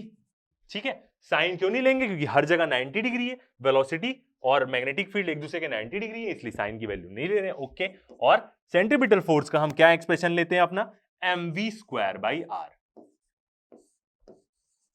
अब यहां पे जो मेन इंपॉर्टेंट चीज रहती है वो क्या रहता है, आर निकालना। जो ये सर्कुलर बन रहा है, इसका जो ये आर होगा, ये क्या रहता है हमारे लिए बहुत इंपॉर्टेंट रहता है, कि वो कितने रेडियस से क्या करेगा, रोटेट करेगा। आर दिख रहा है आपको, तो ये जो r है ये क्या रहता है, इंपॉर्टेंट रहता है कि जब वो सर्कुलर पाथ बनाएगा तो उसका रेडियस कैसा होगा, तो उसको हम कैसे निकाल सकते हैं, यहां से कैलकुलेट कर सकते हैं r। अब यदि हम यहां से देखें तो क्या होगा, ये v और v आपस में कैंसल आउट हो जाएंगे, ये v यहां से कैंसल आउट हो गया और इसका ये स्क्वायर कैंसल आउट हो गया। तो यहां से यदि हम रेडियस की वैल्यू निकालें तो r इक्वल टू कितना हो जाएगा, r ऊपर चले गया mv बाई, ठीक है, और नीचे क्या आ जाएगा qb। तो ये क्या आ गया हमारा r का एक्सप्रेशन कि कितना रेडियस होगा उसका। जब एक चार्ज पार्टिकल मैग्नेटिक फील्ड में सर्कुलर पाथ बनाएगा तो उसका रेडियस कितना होगा, ठीक है। तो यहां से इस एक्सप्रेशन से हम क्या क्या चीज देख सकते हैं, एक तो फर्स्ट जो r है वो क्या है, डायरेक्टली प्रोपोर्शनल है किसके, वेलोसिटी। मतलब इसकी वेलोसिटी जितनी ज्यादा होगी उतना वो क्या करेगा, उतना बड़ा रेडियस में सर्कुलर पाथ बनाएगा। जितनी ज्यादा उसकी वेलोसिटी रही उतना बड़ा वो क्या बनाएगा, सर्कुलर पाथ बनाएगा। और अपन यहां से क्या देख सकते हैं, जो r है वो क्या है, इनवर्सली प्रोपोर्शनल है किसके, 1/q के, और इनवर्सली प्रोपोर्शनल है 1/b के, 1/q 1/p। मतलब यदि चार्ज बड़ा हुआ, चार्ज की वैल्यू ज्यादा रही तो r क्या हो जाएगा, कम हो जाएगा। चार्ज ज्यादा रहा तो रेडियस क्या हो जाएगा, उसका कम हो जाएगा, जिस रेडियस पे वो सर्कुलर मोशन करेगा। और मैग्नेटिक फील्ड यदि ज्यादा रही तो भी क्या होगा, रेडियस क्या होगा, जिस रेडियस पे वो सर्कुलर मोशन करेगा वो क्या हो जाएगा, कम हो जाएगा, ठीक है। तो ये एक एक्सप्रेशन रहा। अब ये जो mv हमें दिख रहा है, मास इनटू वेलोसिटी, इसको तो हम मोमेंटम भी बोलते हैं, ठीक है। तो r का हम एक और एक्सप्रेशन क्या लिख सकते हैं, r is equal to p by qb। क्यों ऐसा लिख सकते हैं, क्योंकि m इंटू वी क्या होता है हमारा, मोमेंटम हो जाता है। p क्या है अपना, मोमेंटम। बिल्कुल, मास इंटू वेलोसिटी को हम मोमेंटम बोलते हैं, ऐसा लिख सकते हैं, ठीक है। तो यहां से हम ये भी बोल सकते हैं कि जो रेडियस होगा वो डायरेक्टली प्रोपोर्शनल होगा किसके, मोमेंटम के। जितना ज्यादा मोमेंटम रहेगा उतना बड़ा क्या होगा, उसके सर्कुलर पाथ का रेडियस होगा। ओके, ठीक है, कोई दिक्कत नहीं। अब देखते हैं हम एनर्जी के बारे में।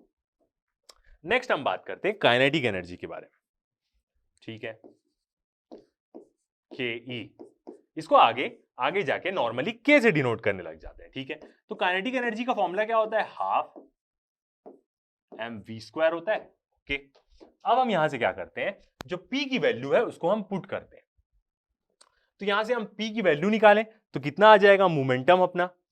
v की वैल्यू निकालें तो यहां से यदि हम v की वैल्यू निकालते हैं तो क्या आ जाएगी, v is equal to p by m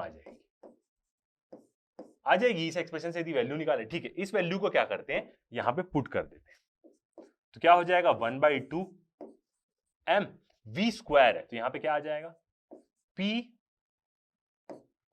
by m का होल स्क्वायर, ये आ जाएगा एक्सप्रेशन, ठीक है। और इसको लिखें तो 1/2 m into p² by m²।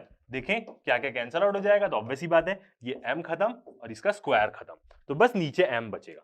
इसका मतलब हम कैसे लिख सकते हैं, काइनेटिक एनर्जी को अब सिर्फ k से डिनोट कर देते हैं, तो k इक्वल टू क्या हो जाएगा हमारा, p² बाई 2m। ये क्या आ जाएगी हमारी काइनेटिक एनर्जी का एक्सप्रेशन आ जाएगा, ठीक है। अब हम यहां पे क्या कर सकते हैं, p की वैल्यू पुट कर देंगे। अब हम यहां पे क्या करेंगे, जो p की वैल्यू है यहां से पुट कर देंगे, तो p की वैल्यू क्या आएगी, यहां से देखते हैं।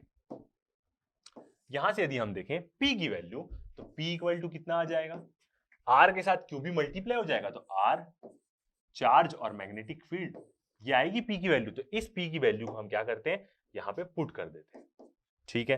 पुट करते हैं तो कितना आ जाएगा, r q b का होल स्क्वायर डिवाइड बाय क्या हो जाएगा, 2m। यही आएगी वैल्यू, बिल्कुल ठीक है। 2m को इधर दे देते हैं, ये 2m को तो क्या हो जाएगा, 2m के इक्वल टू यहां पे क्या है, r q b का होल स्क्वायर, यही टर्म है यहां पे। ओके, आगे बढ़ते हैं। अब क्या करेंगे, यहां से हम यहां से क्या कर सकते हैं, r की वैल्यू निकाल सकते हैं, मतलब रेडियस की वैल्यू हम क्या कर सकते हैं, काइनेटिक एनर्जी के टर्म्स में निकाल सकते हैं, ठीक है। तो q² और b² को क्या करते हैं, यहां पे दे देते हैं। ये q², ये तीनों के पास स्क्वायर है, इसका मतलब ये है, तो इसको इधर दे देते हैं। तो क्या हो जाएगा, 2m k by Q square और बी स्क्वायर नीचे आ गया, क्यू स्क्वायर और बी स्क्वायर इक्वल टू क्या है यहाँ पे, आर का स्क्वायर। ये आर इधर देंगे तो ये क्या हो जाएगा, अब यदि मैं आर को इधर, आर का स्क्वायर को क्या दे दूं, इधर दे दूं, ठीक है, तो ये पूरी टर्म किस में आ जाएगी, ये पूरी टर्म रूट में आ जाएगी, ठीक है। तो अब यहां से आर की वैल्यू क्या आ जाएगी अपनी, आर इज इक्वल टू, पूरी ऊपर की टर्म रूट में रही 2km, और नीचे क्या आ गया, नीचे तो दोनों स्क्वायर में थे, दो लोग बाहर निकल जाएंगे, Q बाई बी, मतलब चार्ज की वैल्यू और मैग्नेटिक फील्ड की वैल्यू। तो ऐसे आप क्या कर सकते हैं, ये एक्सप्रेशन भी क्या है आपके लिए इंपॉर्टेंट है, मतलब रेडियस निकाल सकते हैं 2km बाई QV, रेडियस निकाल सकते हैं हम काइनेटिक एनर्जी के टर्म्स में। याद रखिए कि जो K है वो क्या है, काइनेटिक एनर्जी है, Ke को हमने K से डिनोट करने लग गया आगे। तो आप क्या कर सकते हैं, ऐसे काइनेटिक एनर्जी के भी टर्म्स में निकाल सकते हैं। तो ये फॉर्मूला भी क्या है, एक हमारा इंपॉर्टेंट है। एक फॉर्मूला तो इंपॉर्टेंट था ही, कौन सा वाला, ये आर वाला। फिर उसके बाद एक मोमेंटम वाला फॉर्मूला रहता है इंपॉर्टेंट, ये वाला, एक ये फॉर्मूला इंपॉर्टेंट रहता है, और उसके बाद एक ये वाला, ठीक है। आगे देखते हैं, अब टाइम पीरियड देखते हैं कि कितना टाइम उसको लगेगा एक सर्कल कंप्लीट करने के लिए। जो ये चार्ज यहां पे रोटेट कर रहा है, इस चार्ज को कितना टाइम लगेगा एक सर्कल पूरा कंप्लीट करने के लिए, इसके बारे में बात करते हैं, ठीक है। तो इसको हम क्या बोलेंगे, टाइम पीरियड ऑफ मोशन बोलेंगे। देखते हैं हम, टाइम पीरियड ऑफ मोशन, इसका मतलब क्या होगा कि कितना टाइम लगेगा उसको एक सर्कुलर पाथ पूरा कवर करने में, ठीक है।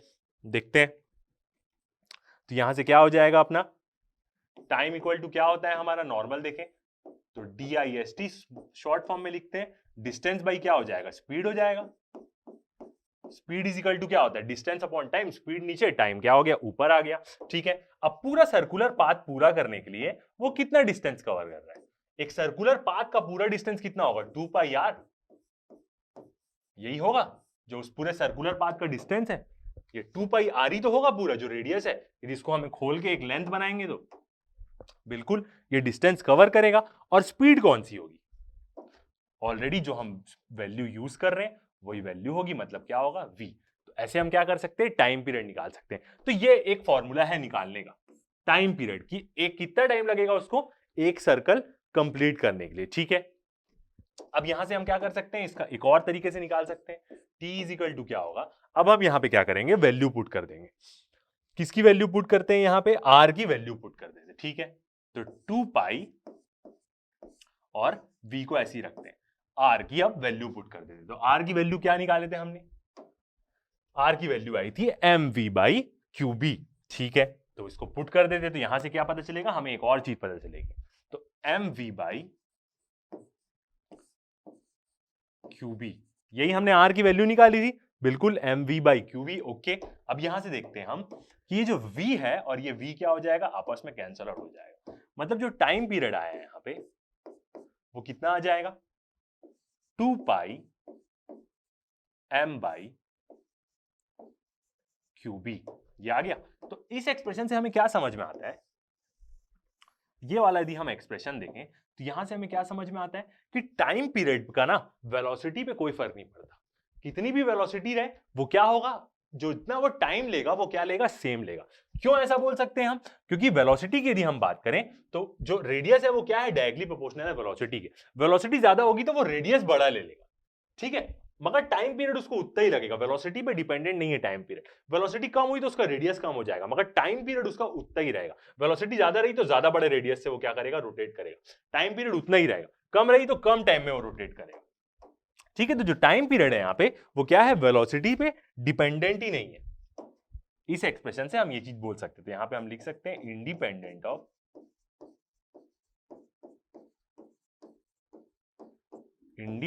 Of velocity.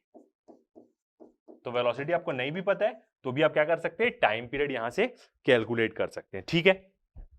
आगे और क्या निकालने बोलता है, नेक्स्ट निकालने बोलता है हमें फ्रीक्वेंसी, ठीक है। फ्रीक्वेंसी क्या, कि कितना टाइम लग रहा है उसको कंप्लीट करने में, एक साइकिल कंप्लीट करने में कितना टाइम लग रहा है।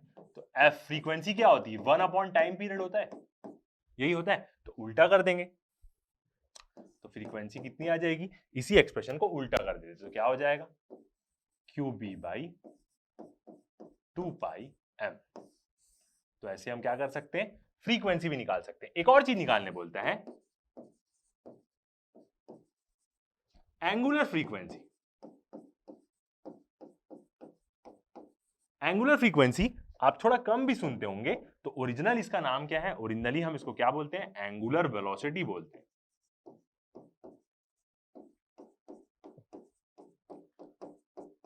इसको हम क्या बोलते हैं, दूसरे वर्ड्स में एंगुलर वेलोसिटी बोलते हैं। तो इसको हम कैसे निकालते हैं एंगुलर वेलोसिटी को, तो क्या होता है, omega equal to 2πf frequency आ जाएगी। तो यहां पे हम पुट करेंगे f की वैल्यू, तो 2π क्या हो जाएगा, कैंसल आउट हो जाएगा। तो फ्रीक्वेंसी की वैल्यू क्या आ जाएगी, QB बाई, तो ऐसे हम क्या कर सकते हैं, उसकी फ्रीक्वेंसी भी निकाल सकते हैं। कितना टाइम लेगा वो सर्कुलर पूरा कंप्लीट करने में, एक साइकिल कंप्लीट करने में कितना टाइम लग रहा है, ठीक है। अब एक और तरीका होता है ओमेगा निकालने का। ओमेगा हम एक और फॉर्मूला क्या लेते हैं, ओमेगा इक्वल टू क्या होता है, V बाई आर। ये फॉर्मूला हम जनरली काइनेमेटिक्स में, काइनेटिक्स में क्या करते हैं, हम इसको यूज करते हैं, V बाई आर।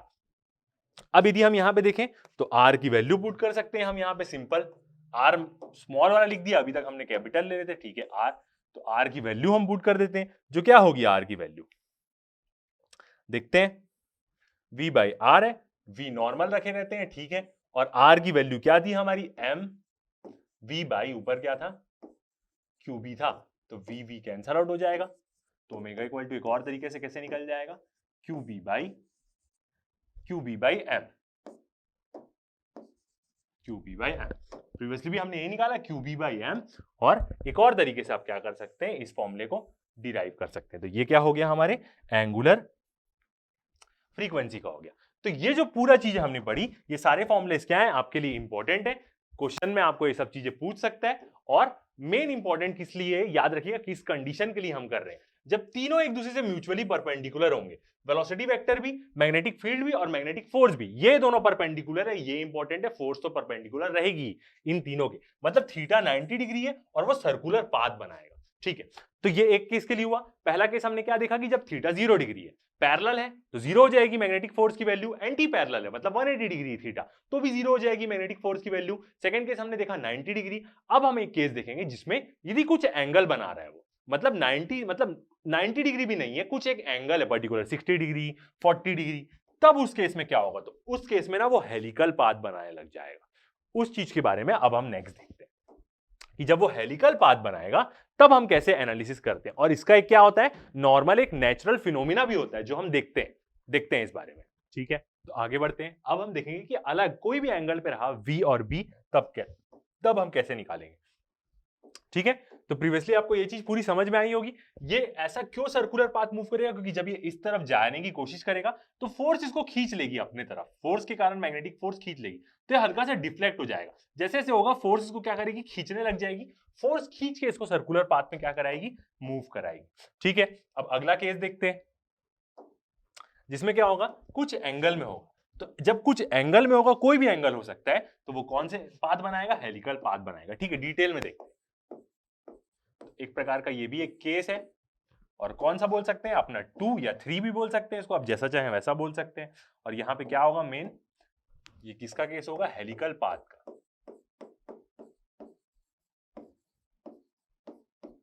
हेलिकल आपको समझने में दिक्कत जाती है तो आप कोई भी एक स्प्रिंग देखिए, वो क्या रहती है, हेलिकल ही रहती है, क्योंकि वो पूरी गोल गोल रहती है और पूरी जुड़ी भी रहती है, ठीक है। तो एक स्प्रिंग भी क्या होती है, प्रकार की हेलिकल होती है। इस केस में हम क्या देखेंगे, जब वेलोसिटी वेक्टर क्या होगा, कोई भी एंगल में होगा, एनी एंगल 90 डिग्री और 0 और 180 डिग्री छोड़ के, क्योंकि उस बारे में हम बात कर लिए, कोई भी एंगल होगा किसके साथ, बी के साथ, ठीक है। मतलब थीटा कैसा भी हो सकता है, 0 से तो बड़ा होगा ही, 90 डिग्री से 90 डिग्री नहीं होगा, उससे बड़ा भी हो सकता है, उससे छोटा भी हो सकता है, और 0 से तो बड़ा होगा ही होगा, क्योंकि 0 में तो 0 हो जा रही है, पैरेलल एंटी पैरेलल। और 180 डिग्री भी नहीं होगा, क्योंकि उसमें भी 0 हो जा रही है, क्योंकि वो एंटी पैरेलल हो जा रहा है, ठीक है।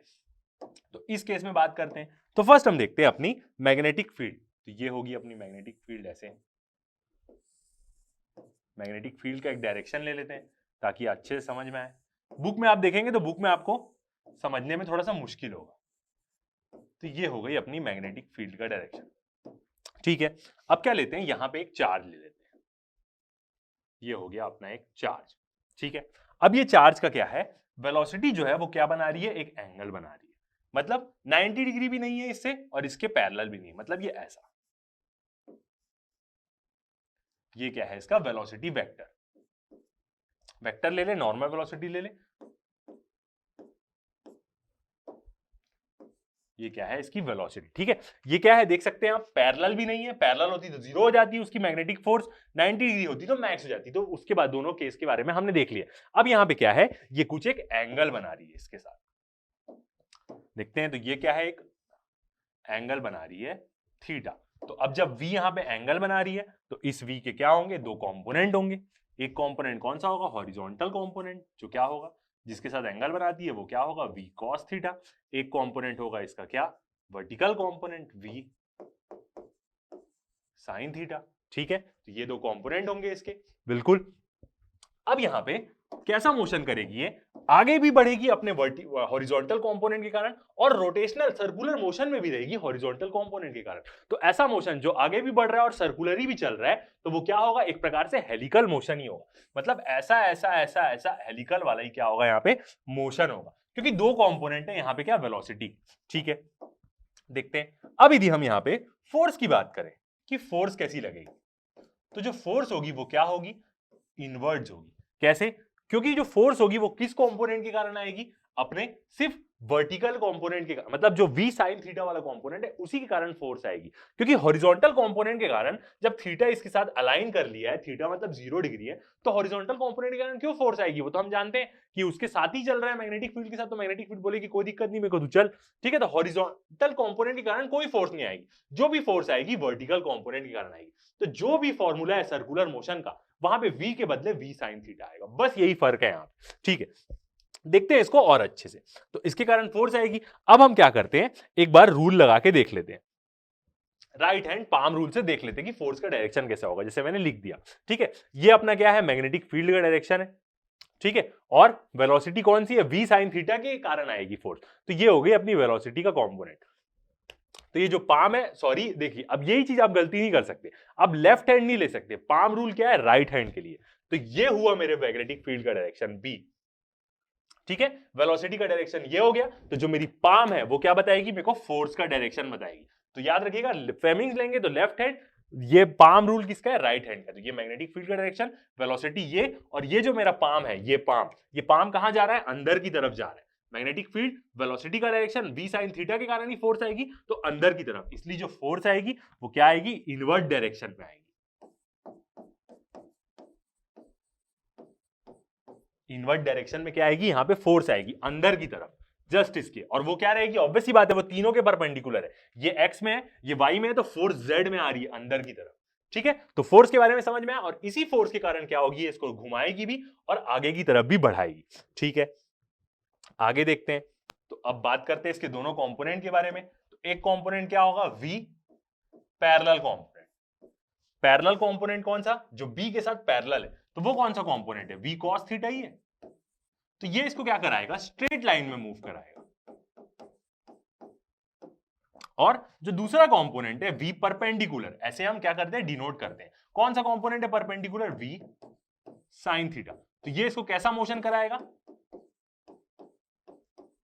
सर्कुलर पाथ में इसको ट्रेवल कराएगा। दोनों मिलके क्या बन जाएंगे, हेलिकल मोशन पे आ जाएंगे।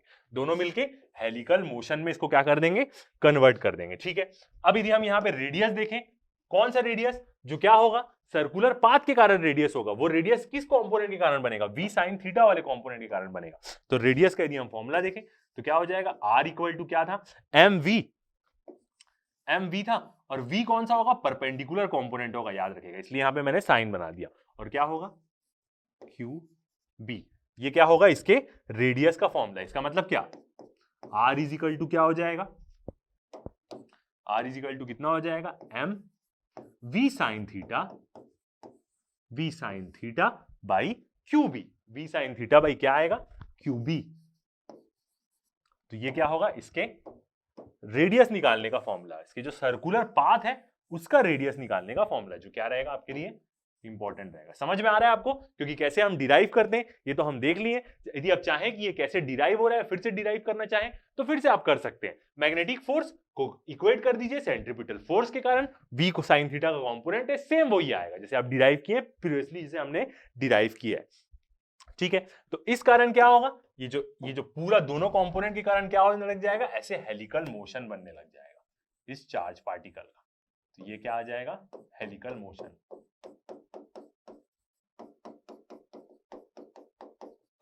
हेलिकल मोशन में आ जाएगा। ठीक है, ये चीज हो गई।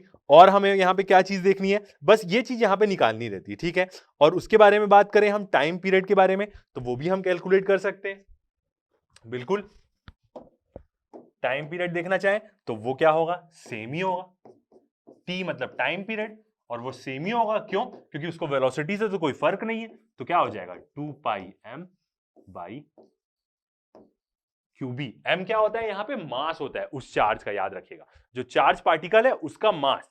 ठीक है, याद रखिएगा, मास के बिना उसका चार्ज यदि चार्ज नहीं है तो मास हो सकता है, मगर यदि मास नहीं है तो चार्ज होगा ही नहीं उसका, याद रखिएगा। तो मास एक इंपॉर्टेंट टर्म है यहाँ पे, उस चार्ज पार्टिकल का मास। मास ही नहीं है तो उसमें चार्ज तो हो ही नहीं सकता, है ना। भले चार्ज के बिना मास हो सकता है उसका। ठीक है, अब देखते हैं हम यहां पे एक चीज क्या निकालनी रहती है, पिच निकालनी रहती है। पिच क्या होता है, दो सर्कुलर डिस्टेंस के बीच का डिस्टेंस, ये होता है पिच, जिसको हम पी से डिनोट करते हैं। एक सर्कल बनाया, या हम ऐसे बोल सकते हैं ये यहां से शुरू हुआ था तो यहां तक का डिस्टेंस, एक सर्कल का, उसके पूरे एक सर्कल का डिस्टेंस। या एक स्प्रिंग की बात करें तो उसके दो रिंग्स, ऐसे ऐसे एक ही वायर को हम ऐसे गोल गोल घुमा के स्प्रिंग बनाते हैं, तो उसके दो रिंग्स के बीच का डिस्टेंस क्या होता है, उसकी पिच होती है। तो यहां पे पिच निकालने बोलते हैं। और ये पिच आ किसके कारण रही है, horizontal component v cos theta के कारण आ रही, तो ये चीज भी हमें निकालने बोलते हैं। देखते हैं, तो यहां पे हम क्या करेंगे, इसके पिच के बारे में देखेंगे। तो वो किसके कारण हो रही है, हॉरिजॉन्टल कंपोनेंट के कारण हो रही है। कौन सा हॉरिजॉन्टल कंपोनेंट है, v cos थीटा। ठीक है, किसके कारण हो रही है, पैरेलल कंपोनेंट बोले या हॉरिजॉन्टल कंपोनेंट बोले। और ये कौन सा कंपोनेंट है, v cos थीटा के कारण ही क्या हो रही है, इसकी पिच बन रही है। ठीक है, तो पिच निकालते हैं कितनी होगी। पिच के बारे में बोले तो पिच क्या है, एक प्रकार का ये क्या है, डिस्टेंस। तो क्या होगा यदि हम इसका डेफिनेशन लिखें, horizontal distance, horizontal distance covered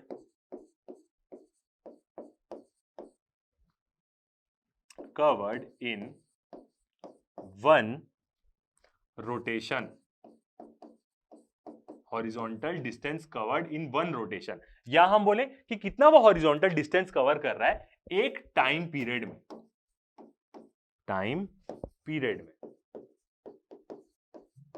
कितना वो हॉरिजॉन्टल डिस्टेंस कवर कर रहा है, कितने में, एक टाइम पीरियड में। ठीक है, तो इसको अब हम कैसे कैलकुलेट कर सकते हैं, पिच को हम p से डिनोट करते हैं, तो वो क्या हो जाएगा, उसका हॉरिजॉन्टल कंपोनेंट मतलब v cos थीटा, और इनटू क्या हो जाएगा, टाइम पीरियड, ये हो जाएगा t। तो यहां से यदि हम वैल्यू पुट करें तो वैल्यू क्या आ जाएगी इसकी, v cos थीटा, और इनटू टाइम पीरियड में क्या होता है, 2 पाई m बाई क्यूबी। तो ये क्या आ गया हमारा, उसके पिच का फॉर्मूला आ गया। ठीक है, अब ये जो हेलिकल डिस्टेंस हो रहा है इसका, ये जो हेलिकल हो रहा है, ऐसा क्या होता है, हमें नेचर में भी मिलता है। नेचर में भी हम ऐसा देखते हैं, एक फिनोमिना, जो फिनोमिना को हम बोलते हैं night light in the sky. अब बहुत सारे हॉलीवुड मूवीज में देखे होंगे कि ऐसा फिनोमिना नॉर्दर्न जगह में दिखता है, तो उसके बारे में देखते हैं, जिसको हम क्या बोलते हैं, एक्वा बोरुलिस बोलते हैं। इस फिनोमिना के बारे में देखते हैं कि ये क्या होता है, मैं आपको इमेज में भी दिखाऊंगा। एक्वा बोरुलिस बोलते हैं इसको, आप बहुत सारी मूवीज में भी देखे होंगे। ऊपर में नाइट में लाइट रहती है, स्काई में लाइट रहती है, ग्रीन लाइट, पिंक लाइट, उसके कारण। ठीक है, तो ड्यूरिंग सोलर फ्लेयर जो सन रहता है वो क्या करता है, फ्लेयर्स छोड़ते रहता है कंटिन्यूअसली, पूरे एटमॉस्फेयर में देखेंगे, मतलब पूरे सोलर सिस्टम में उसकी फ्लेयर जाते रहती है। Large number of electrons and protons are ejected from the sun. तो क्या होता है, सोलर फ्लेयर के टाइम में क्या होता है, सन क्या करता है, अपना एक ऐसा रिंग बनाते रहता है अपने आसपास, और एक आध रिंग को वो इजेक्ट कर देता है, जिसको हम क्या बोलते हैं, कोलेटरल मास इजेक्शन करके बोलते हैं। कोलेक्ट्रॉन मास इजेक्शन एकदम स्पेसिफिक टर्म नहीं है, मास इजेक्शन उसको बोलते हैं। अपना वो कुछ हिस्सा सोलर फ्लेयर के फॉर्म में इजेक्ट कर देता है, जिसमें बहुत सारे क्या रहते हैं, इलेक्ट्रॉन्स और प्रोटॉन्स रहते हैं। Some of them get trapped in the earth magnetic field, कुछ क्या रहते हैं, अर्थ की मैग्नेटिक फील्ड में क्या हो जाते हैं, ट्रैप हो जाते हैं, and move in A horizontal helical path along the field lines, और कुछ एंगल से वो मूव करते हैं मैग्नेटिक फील्ड में, इसलिए वो हेलिकल पाथ बनाते हैं, which comes closer near magnetic poles. और ये चीजें क्या होती है, मैग्नेटिक पोल्स के पास, नॉर्थ पोल के पास और क्लोज हो जाती है, वहीं पे हमें एक्वा ब्रूलिस का फिनोमिना दिखता है, ठीक है, and collide with atoms and molecules of atmosphere. Oxygen और नाइट्रोजन के साथ वो क्या होते हैं, एटम्स और मॉलिक्यूल्स एटमॉस्फेयर के साथ वो क्या करते हैं, कोलाइड कर देते हैं यही particle. Excited oxygen atoms emit green light and excited nitrogen atoms emit pink light। तो जैसे ऑक्सीजन के साथ कोलाइड करते हैं वो, तो ग्रीन लाइट शो होती है, नाइट्रोजन के साथ कोलाइड करेंगे तो पिंक लाइट, दोनों अबंडेंट मात्रा में अपने एटमॉस्फेयर में। This phenomena is called aurora borealis in physics. इस फिनोमिना को हम क्या बोलते हैं, एक्वा ब्रूलिस बोलते हैं। अब बहुत सारी जगह में देखे होंगे, और इवन जब कोई लोग प्लेन से भी ट्रैवल करते रहते हैं तो वो फिनोमिना को देखते हैं। अब ये डायग्राम देख सकते हैं, यहां पे देखिए ग्रीन लाइट ही आपको पूरी दिख रही है, इसका मतलब क्या होगा, जो सोलर फ्लेयर के इलेक्ट्रॉन्स प्रोटॉन्स है वो क्या होंगे, यहां पे मैक्सिमम ऑक्सीजन के साथ क्या किए होंगे, वो इंटरेक्ट कर दिए होंगे, एक्साइट कर दिए होंगे उसको, तो इसलिए क्या हो रहा होगा, यहां पे आपको ग्रीन रंग का ये एक्वा ब्रूलिस दिख रहा है। मैक्सिमम ये नॉर्थ पोल के पास भी दिखता है, मगर जो बहुत सारे लोग अमेरिका से रशिया ट्रैवल करते हैं प्लेन्स में, यदि उनका रूट उसके पास पड़ रहा है तो उनके प्लेन से जाते हुए भी ये फिनोमिना दिखता है, प्लेन से ट्रैवल करते हुए भी इवन दिखता है कुछ स्पेसिफिक रूट्स में। और देखना चाहे हम एक फिगर, तो आप देख सकते हैं यहां पे आपको पिंक लाइट भी दिखेगी, मतलब यहां पे नाइट्रोजन के साथ भी क्या हो रहा है, हल्का सा इंटरेक्शन हो रहा है। तो इसी फिनोमिना को हम क्या बोलते हैं, एक्वा ब्रूलिस बोलते हैं। और ये किसके कारण होता है, हेलिकल मोशन के कारण ही होता है। जो चीज हम पढ़ रहे हैं, चार्ज पार्टिकल्स के कारण, जो पार्टिकल्स क्या होते हैं, एक एंगल में मूव करते हैं मैग्नेटिक फील्ड के साथ। ओके, ठीक है, तो ये चीज हो गई हमारी। अब हम क्या करते हैं, इससे रिलेटेड एक क्वेश्चन बनाते हैं, जितना भी हमने टॉपिक पढ़ा उससे रिलेटेड हम एक क्वेश्चन सॉल्व करते हैं। ये वाला क्वेश्चन क्या है, हल्का सा डेरिवेशन टाइप का है। देखते हैं, एक प्रोटॉन है, अ प्रोटॉन, मतलब एक proton and an alpha particle. एक प्रोटॉन है और एक क्या है, अल्फा पार्टिकल। याद रखिएगा, अल्फा पार्टिकल्स दो प्रोटॉन और दो न्यूट्रॉन मिलकर बना रहता है। Accelerated through a same potential difference, ठीक है, एक पोटेंशियल डिफरेंस की मदद से उसको क्या कर रहे हैं, एक्सेलरेट कर रहे हैं, मतलब वोल्टेज की मदद से। Enter in a region of uniform magnetic field, उसके बाद उसको एक्सेलरेट करने के बाद वो कहां एंटर कर दिए, एक रीजन में जहां पे मैग्नेटिक फील्ड क्या है, यूनिफॉर्म है। हम पूरा अपना टॉपिक किसके लिए पढ़े, यूनिफॉर्म मैग्नेटिक फील्ड के लिए पढ़े। With their velocities perpendicular to the field, ठीक है, थीटा 90 डिग्री हो गया, वेलोसिटी परपेंडिकुलर है उनकी फील्ड के, तो थीटा क्या हो जाएगा, दोनों के बीच का 90 डिग्री हो जाएगा। Compare the radii of circular path followed by them, ठीक है, तो यहां पे हेलिकल पाथ बनाएंगे ही नहीं उन लोग, क्योंकि थीटा क्या है 90 डिग्री, और दोनों के रेडियस को, जो वो सर्कुलर पाथ बनाएंगे, उसको हमें क्या करना है, कंपेयर करना है। ठीक है, सॉल्व करते हैं इस क्वेश्चन को। तो सॉल्व करते हैं इस क्वेश्चन को। सबसे पहले हम क्या लिखेंगे, अपनी गिवन वैल्यूज कि क्या क्या हमें गिवन। तो हमें क्या दिया है, एक प्रोटॉन दिया है, ठीक है, हमें क्या दिया है, एक प्रोटॉन दिया है, ठीक है। तो ये जो प्रोटॉन है, इसका जो मास होगा वो क्या होगा, एक प्रोटॉन का मास क्या होगा, m ले लेते हैं इसके मास को, ठीक है। और इसका चार्ज क्या होगा, एक ही प्रोटॉन है तो बेसिक यूनिट चार्ज क्या होता है 1.6 × 10⁻⁹, तो वही होगा उसका, ठीक है। दूसरा क्या दिया है हमें, अल्फा पार्टिकल दिया है। अल्फा पार्टिकल याद रखिएगा, दो प्रोटॉन और दो न्यूट्रॉन से बना रहता है। एक अल्फा पार्टिकल, दो प्रोटॉन और दो न्यूट्रॉन से बना रहता है, याद रखिएगा। तो इसका मास कितना हो जाएगा, इस अल्फा पार्टिकल का मास हो जाएगा 2m, मास हो जाएगा 4m। क्यों, क्योंकि दो प्रोटॉन का मास और दो क्या, न्यूट्रॉन का मास, दोनों का सेम रहता है, तो मास हो जाएगा इसका 4m और चार्ज हो जाएगा 2e।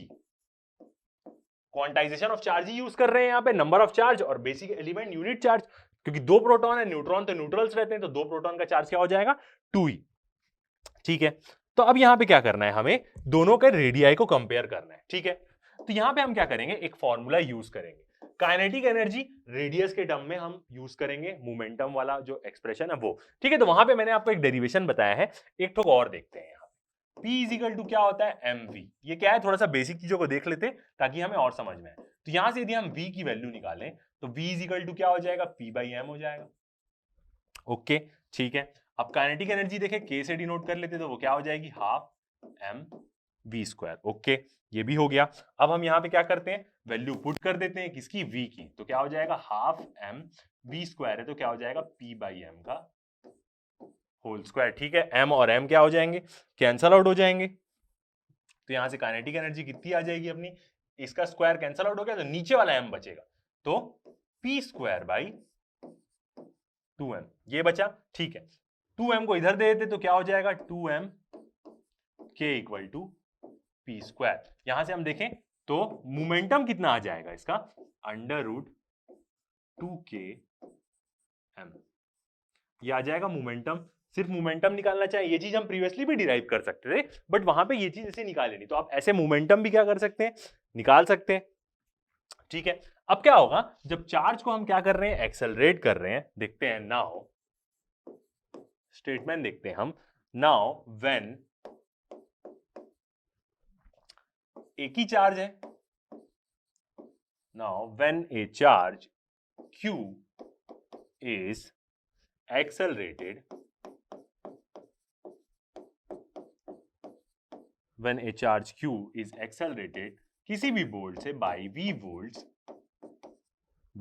volts it acquires k।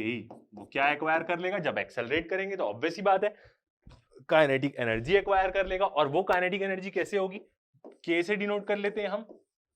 q एक तो उसका चार्ज, और v जितने वोल्ट से हमने उसको एक्सेलरेट किया वैसे हम क्या कर सकते हैं, निकाल सकते हैं। ठीक है, तो यहां पे जो हमने एक एक्सप्रेशन निकाला है p is equal to k, तो यहां पे हम k की क्या कर देंगे, वैल्यू पुट कर देंगे, और k इज इक्वल टू क्या है, qv आया है हमारा। ठीक है, तो यहां से p इक्वल टू क्या आ जाएगा, अंडर रूट 2 था, k के बदले आ जाएगा qv, और एक क्या टर्म थी यहाँ पे, एक और थी मास की टर्म, तो ये आ जाएगा मास। ठीक है, ये वाली क्या आ गई, हमारी एक टर्म आ गई। अब हमें क्या करना है, रेडियस देखते हैं। अब हम रेडियस के बारे में देखते हैं। तो रेडियस का हमने क्या एक्सप्रेशन निकाला है, जो एक सर्कुलर पाथ यदि कोई चार्ज पार्टिकल फॉलो करेगा तो रेडियस का एक्सप्रेशन आया था हमारा mv बाई क्यूबी। ओके, ठीक है, यहां से हम क्या कर सकते हैं, mv के बदले p भी लिख सकते हैं, ये एक्सप्रेशन हमने देखा है मोमेंटम। ओके, mv क्या हो जाएगा, अपना मोमेंटम हो जाएगा p। ठीक है, अब हम यहां पे क्या करते हैं, p की वैल्यू पुट कर देते हैं। तो p क्या आया है हमारा, अंडर रूट 2 qv m, यही आया, डिवाइड बाय क्या हो जाएगा, qb। अब हमें क्या करना है, ताकि वो सही तरीके से बन जाए, सबको क्या करना है, हमें रूट के अंदर लेना है। ठीक है, तो ये q है, और q की यहां पे एक और टर्म है क्या, ठीक है, यहां पे q की 2 टर्म है, तो ऊपर भी एक टर्म थी, नीचे एक टर्म है। ठीक है, यही एक्सप्रेशन बनेगा। ओके, कोई प्रॉब्लम नहीं, ऊपर वाली टर्म क्या है, अपनी रूट में है। ठीक है, तो यहां पे हम क्या करते हैं, पूरे को रूट में लेते हैं, देखते हैं कैसे लेंगे। ऊपर वाला q को तो हम हटा सकते हैं, क्योंकि q को हम क्या लिख सकते हैं, कोई भी एक टर्म को हम लिख सकते हैं इनटू उसका 2 रूट लिख सकते हैं। तो q को हम क्या लिख सकते हैं, root q into root q लिख सकते हैं। तो एक q रहेगा और ऊपर वाला q क्या हो जाएगा, कैंसल आउट हो जाएगा। b को भी हमें क्या करना है, रूट के अंदर लेना है। तो इसका कैसा एक्सप्रेशन आएगा, देखते हैं। अंडर रूट 2, ऊपर वाला q तो कट जाएगा क्योंकि नीचे वाले q को हमें रूट में लेना है, 2vm डिवाइड बाय, ये q भी रूट के अंदर आ जाएगा। अब ये b, इस b को रूट के अंदर लिखना है ना, तो इसको हमें क्या करना पड़ेगा, सिर्फ स्क्वायर करना पड़ेगा। तो b स्क्वायर है, इसको हम रूट देंगे b स्क्वायर को, तो वो नॉर्मल b बन जाएगा। इसलिए हमें क्या करना है, सबको रूट के अंदर ले रहे हैं। ठीक है, ये एक्सप्रेशन हो गया। समझ में आया आपको, q को हम कैसे लिख सकते हैं, q को हम root q into root q लिख सकते हैं। तो नीचे वाला रूट, ऊपर वाला q इसलिए कट जाएगा एक रूट q से, तो नीचे बस एक रूट q बचेगा। ठीक है, b को हमें रूट के अंदर लेना है तो स्क्वायर कर देते हैं। ठीक है, तो ऐसे हम क्या कर सकते हैं, लिख सकते हैं, जब हम इसको रूट देंगे तो वो ऑटोमेटिकली सिर्फ b बन जाएगा, तो इसलिए हमने क्या किया, उसको स्क्वायर के अंदर ले लिया। ठीक है, ये हो गया हमारा एक्सप्रेशन। अब हमें क्या करना है, दोनों का रेशियो निकालना है क्वेश्चन में। ठीक है, प्रोटॉन का और अल्फा पार्टिकल के रेडियस का रेशियो, तो निकालते हैं। रेशियो निकालना है हमें, और वो रेशियो किसका होगा, रेडियस प्रोटॉन का और रेडियस अल्फा पार्टिकल्स का। यही रेशियो क्या बोला हमें निकालने बोला। ठीक है, दोनों की वैल्यू पुट करते हैं। तो फर्स्ट हम पुट करते हैं पहले प्रोटॉन का, तो उसका एक्सप्रेशन हमारा क्या आया है 2Vm। रेडियस तो दोनों का लगभग सेम ही होगा, बस क्या होगा थोड़ी सी वैल्यू चेंज होगी। ठीक है, मास उसका पहले हम प्रोटॉन का रख रहे हैं तो मास तो उसका m ही है। ठीक है, अब यहां से एक और चीज, ये जो Q है इस Q को हम क्या करेंगे यहाँ पे Q की वैल्यू लिख देंगे। कैसे? क्वांटाइजेशन ऑफ चार्ज वाले फॉर्मूले से। Q इज इक्वल टू क्या होता है n ही होता है, basic unit charge into n। कितने नंबर ऑफ उसके अंदर क्या है यूनिट चार्जेस है, कितने नंबर है तो टोटल चार्ज निकल जाएगा हमारा यूनिट चार्ज। तो यहाँ पे क्या है जब हम प्रोटॉन के बारे में लिखेंगे तो प्रोटॉन तो एक ही है तो n की वैल्यू 1 हो जाएगी। तो इसलिए हम यहाँ क्या लिख सकते हैं सिर्फ E लिख सकते हैं Q के बदले, क्योंकि n ही होता है, n की वैल्यू 1 है, प्रोटॉन एक ही है, और क्या रहेगा यहाँ पे b²। ओके, ये हो जाएगा। अब इनटू के टर्म आएगा अल्फा पार्टिकल वाला, वो कैसा रखाएगा उल्टा रखाएगा क्योंकि वो ऑलरेडी नीचे में। तो यहाँ पे कैसा होगा ऊपर लेके चलते हैं। अब यहाँ पे जो ये EB² वाली टर्म है ये ऊपर आएगी और वो क्या होगा 2E²। क्यों 2E² होगा? क्योंकि यहाँ n की वैल्यू अब 2 हो जा रही है। क्वांटाइजेशन ऑफ चार्ज हम देखेंगे, 2 प्रोटॉन है यहाँ पे इसलिए, और Q is equal to NE होता है। सबसे बेसिक हमने पहले चैप्टर में पहले वीडियोस में यही सब पढ़ा होगा। और क्या है यहाँ पे B² है। ठीक है, 2, ठीक है, V तो नॉर्मल रहेगा अपनी वेलोसिटी, और मास कितना होगा यहाँ पे अल्फा पार्टिकल का 4m हो जाएगा, याद रखिएगा। क्यों? क्योंकि यहाँ पे 2 प्रोटॉन्स और 2 न्यूट्रॉन से क्या बना है अल्फा पार्टिकल बना है। ठीक है, अब यहां से देखते हैं क्या क्या कैंसल आउट हो जाएगा। तो V कैंसल सब साथ में ही है यहाँ पे, B² भी कैंसल आउट हो जाएगा। ठीक है, M भी कैंसल, और क्या बचा ये 2 भी आपस में कैंसल आउट हो जाएंगे। बस यहाँ पे 4 है और यहाँ पे क्या है E का स्क्वायर, और यहाँ पे E है तो देखते हैं 2E। यहाँ पे E का स्क्वायर क्यों होगा? बिल्कुल नहीं होगा, बस 2E होगा, E का स्क्वायर तो नहीं होगा। क्वांटाइजेशन के फॉर्मूले में तो बस Q is equal to N ही होता है, सिर्फ Q is equal to N ही होता है, यही क्वांटाइजेशन ऑफ चार्ज है, तो स्क्वायर तो नहीं होगा। तो E और E भी क्या हो जाएगा यहाँ पे कैंसल आउट हो जाएगा। मतलब क्या बचा? सिर्फ 2 बचा और यहाँ पे बस 4 बचा। इसको भी काट देते हैं, 2 1 जा और ये क्या हो जाएगा 2 2 जा, तो सिर्फ 1/√2 बच रहा है यहाँ पे। तो क्या आएगा आंसर? बस 1/√2 ही आएगा। ओके, 1/√2। तो ये आ गया आंसर। दोनों के रेडियाई का उसने रेशियो निकालने बोला था, तो ये हो गया सॉल्व, आ गया अपना आंसर। ओके, ठीक है, नेक्स्ट क्वेश्चन देखते हैं। एक और क्वेश्चन, अब ये तो थोड़ा डेरिवेटिव टाइप का था, अब एक न्यूमेरिकल क्वेश्चन बना लेते हैं इसी से रिलेटेड, तो क्या हो जाएगा और हमें समझ में आ जाएगा। रीड करते हैं क्वेश्चन को, क्या बोल रहा है। A beam of protons with a velocity 4 × 10⁵ metre per second. ठीक है, अच्छा है, वेलोसिटी दिया है। Enters in a region, proton है, बीम का वेलोसिटी उसकी इतनी है, enters in a region of uniform magnetic field. ठीक है, यूनिफॉर्म मैग्नेटिक फील्ड के बारे में ही हम पढ़ रहे हैं, ऑफ 0.3 टेस्ला की यूनिफॉर्म मैग्नेटिक फील्ड है। The velocity makes an angle 60 degree. Okay, ये क्या है डिग्री ऊपर में होगा, मैं सबस्क्रिप्ट में करना इसको भूल गया। ये क्या है 60 डिग्री, 600 लिखा है, वो डिग्री को मैं सबस्क्रिप्ट में करता हूं इसलिए वो छूट गया। ठीक है, 60 डिग्री विथ मैग्नेटिक फील्ड। तो यहाँ पे वेलोसिटी वेक्टर और मैग्नेटिक फील्ड के वेक्टर के बीच का एंगल 60 डिग्री दिया है। Find the radius of the helical path taken by the proton beam and the pitch of the helix. Helical path वो बनाएगा ही बनाएगा क्योंकि थीटा 60 डिग्री है, 90 डिग्री नहीं है। 90 डिग्री होता तो सिर्फ सर्कुलर पाथ बनाता, 60 डिग्री तो वो आगे भी बढ़ेगा और गोल भी घूमेगा, तो हेलिकल पाथ बनाएगा। और उसमें क्या निकालने बोला है? रेडियस निकालो हेलिकल पाथ का, मतलब उसके परपेंडिकुलर कंपोनेंट का, और पिच निकालो जो उसके हॉरिजॉन्टल कंपोनेंट से निकलेगी। ओके, ठीक है, ये क्वेश्चन अब न्यूमेरिकल टाइप का है, इसको भी हम सॉल्व कर सकते हैं आसानी से। सबसे पहले हम क्या लिखते हैं, अपनी गिवन वैल्यूज, क्या क्या गिवन है हमें क्वेश्चन में, देखते हैं।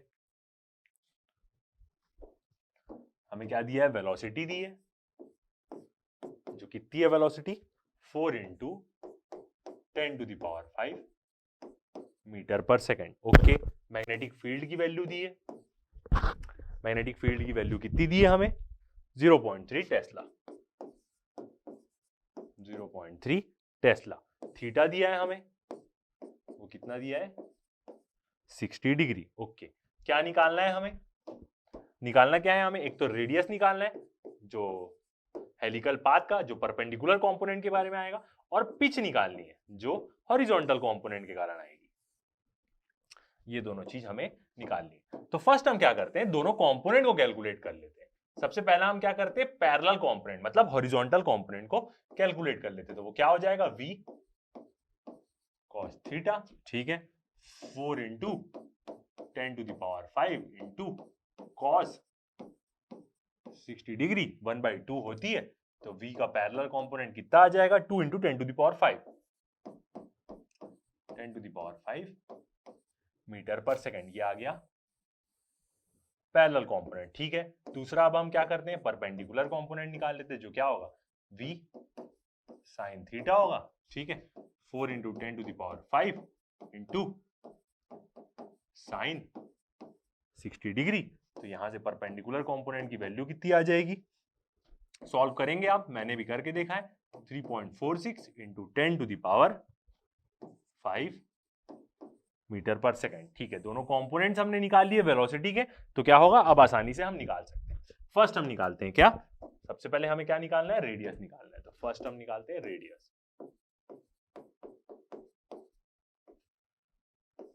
आर निकालते हैं, जिसका फॉर्मूला क्या होगा हमारा m, और जब हेलिकल पाथ है तो परपेंडिकुलर कंपोनेंट लेंगे उसका, याद रखिएगा, ठीक है, QB, इसका मतलब क्या हो जाएगा, ये m, v sin थीटा वाला कंपोनेंट रखना है जिसकी वैल्यू तो हमने निकाल ली ऑलरेडी, QB। तो वैल्यू पुट करते हैं यहाँ पे, R इक्वल टू, सारी वैल्यू पुट करते हैं, मास। अब आपको क्या दिया था क्वेश्चन में, प्रोटॉन दिया है, तो यहां पे याद रखना पड़ेगा कि प्रोटॉन का मास क्या होता है, ये वैल्यू आपको याद रखनी पड़ेगी। मास की वैल्यू तभी ये क्वेश्चन सॉल्व होगा। क्या होगा मास, 1.67 इंटू 10 to the power -27, ये किस में होता है, केजी में होता है, याद रखिएगा, ठीक है। वेलोसिटी कंपोनेंट जो हमने निकाल लिया है, परपेंडिकुलर कंपोनेंट जिसकी वैल्यू कितनी आई है, 3.46 into 10 to the power 5, okay. Q 4 निकालना है, एक ही है यहाँ पे, कोई दिक्कत नहीं, नंबर ऑफ चार्जेस के बारे में नहीं दिया है, क्वांटाइजेशन ऑफ चार्ज यूज करेंगे। तो क्या बोलता है, Q is equal to NE, N की वैल्यू 1 है, E की वैल्यू हो जाएगी 1.6 इंटू 10 to the power -19, किसमें यूनिट रहती है, कूलम्स में रहती है, ओके। और मैग्नेटिक फील्ड की वैल्यू डालनी, जो क्या दिया है 0.3 टेस्ला हमें गिवन है, ठीक है। यहां से हम इसको सॉल्व करेंगे तो R हमारा कितना आ जाएगा, मीटर में आएगा R, और 0.012 मीटर आएगा। मैंने भी सॉल्व किया, एग्जैक्ट यही आंसर आ रहा है। R यदि आप सेंटीमीटर में लिखना चाहें तो 1.2 सेंटीमीटर में, एक क्या आ गया हमारा आंसर आ गया, ये एक आंसर आ गया हमारा, ओके। अब हमें क्या निकालना है, पिच निकालना है, सर्कुलर पिच। तो उसके लिए हमें फर्स्ट क्या निकालना पड़ेगा, टाइम टेकन निकालना पड़ेगा, क्योंकि सर्कुलर पिच का फॉर्मूला क्या होता है, horizontal component v cos theta into time period. तो टाइम टेकन निकाल लेते हैं एक सर्कल के लिए। तो t क्या होता है अपना, इसको यहाँ पे आप t दो तरीके से निकाल सकते हैं। एक तो हम यहाँ पे कौन सा फॉर्मूला यूज कर लेते हैं, 2πm, मास वाला फॉर्मूला यूज कर सकते हैं, QB हम ये यूज कर लेते हैं। आप यहां से एक और तरीके से टाइम पीरियड निकाल सकते हैं, क्योंकि टाइम पीरियड का क्या था, दो फॉर्मूला था वहां पे। कौन सा फॉर्मूला है वो, 2πr, क्योंकि आपने रेडियस तो निकाल लिया है, तो 2πr वाला भी आप यूज करके क्या कर सकते हैं, निकाल सकते हैं, 2πr, ठीक है, r मैंने स्मॉल लिख दिया है, 2πr, और नीचे क्या रहता है, यहाँ पे नीचे वाली टर्म रहती है अपनी v, और याद रखिएगा v का परपेंडिकुलर कंपोनेंट लेंगे यहाँ पे, ठीक है, जो v sin थीटा वाला कंपोनेंट लेंगे, ठीक है। तो अब क्या करते हैं, टाइम पीरियड कैलकुलेट कर लेते हैं, वैल्यू पुट करते हैं टाइम पीरियड की। क्या क्या वैल्यूज है यहाँ पे, सबसे पहले क्या है, 2πm वाला फॉर्मूला यूज कर रहे हैं हम, m, मास की वैल्यू क्या है 1.67 इंटू 10 to the power -27, यही है केजी में, ठीक है। और नीचे क्या आएगा हमारा, नीचे हमारी टर्म आ जाएगी क्वांटाइजेशन ऑफ चार्ज में, E की वैल्यू क्या है नीचे में, QB, तो चार्ज की वैल्यू डालेंगे 1.6 इंटू -19, और क्या है साथ में है मैग्नेटिक फील्ड की टर्म 0.3, यही है टर्म QB, मैग्नेटिक फील्ड की टर्म, ठीक है। तो यहां से आप सॉल्व करेंगे तो आपका टाइम पीरियड कितना आ जाएगा, बहुत सारे पॉइंट्स में आएगा, 2.1 into 10 to the power -7 seconds आ जाएगा। इतना टाइम उसको लगेगा क्या, वापिस घूमने में 2.1 into 10 to the power -7 seconds time period आ जाएगा। अब जब टाइम पीरियड निकल गया तो आप क्या निकाल सकते हैं, पिच कैलकुलेट कर सकते हैं। और पिच क्या हो जाएगी, पिच का फॉर्मूला हो जाएगा v cos थीटा वाला कंपोनेंट जो हमने ऑलरेडी कैलकुलेट कर लिया है into time period. cos theta वाला कंपोनेंट कितना आया था, 2 इंटू 10 टू द पावर 5 आया था, यही था उसका कंपोनेंट बिल्कुल। और टाइम पीरियड हमारा कितना आया है 2.1 इंटू 10 टू द पावर -7। तो यहां से पिच कितनी आ जाएगी हमारी 0.042 मीटर। जैसे आप इसको सॉल्व करेंगे सेंटीमीटर में चाहें तो 4.2 सेंटीमीटर। तो ऐसे आप क्या कर सकते हैं, इसको सॉल्व कर सकते हैं। ठीक है, तो इस वीडियो में इतना ही। नेक्स्ट वीडियो में हम आगे देखेंगे साइक्लोट्रॉन के बारे में। तो अभी तक के लिए इतना ही। Thank you.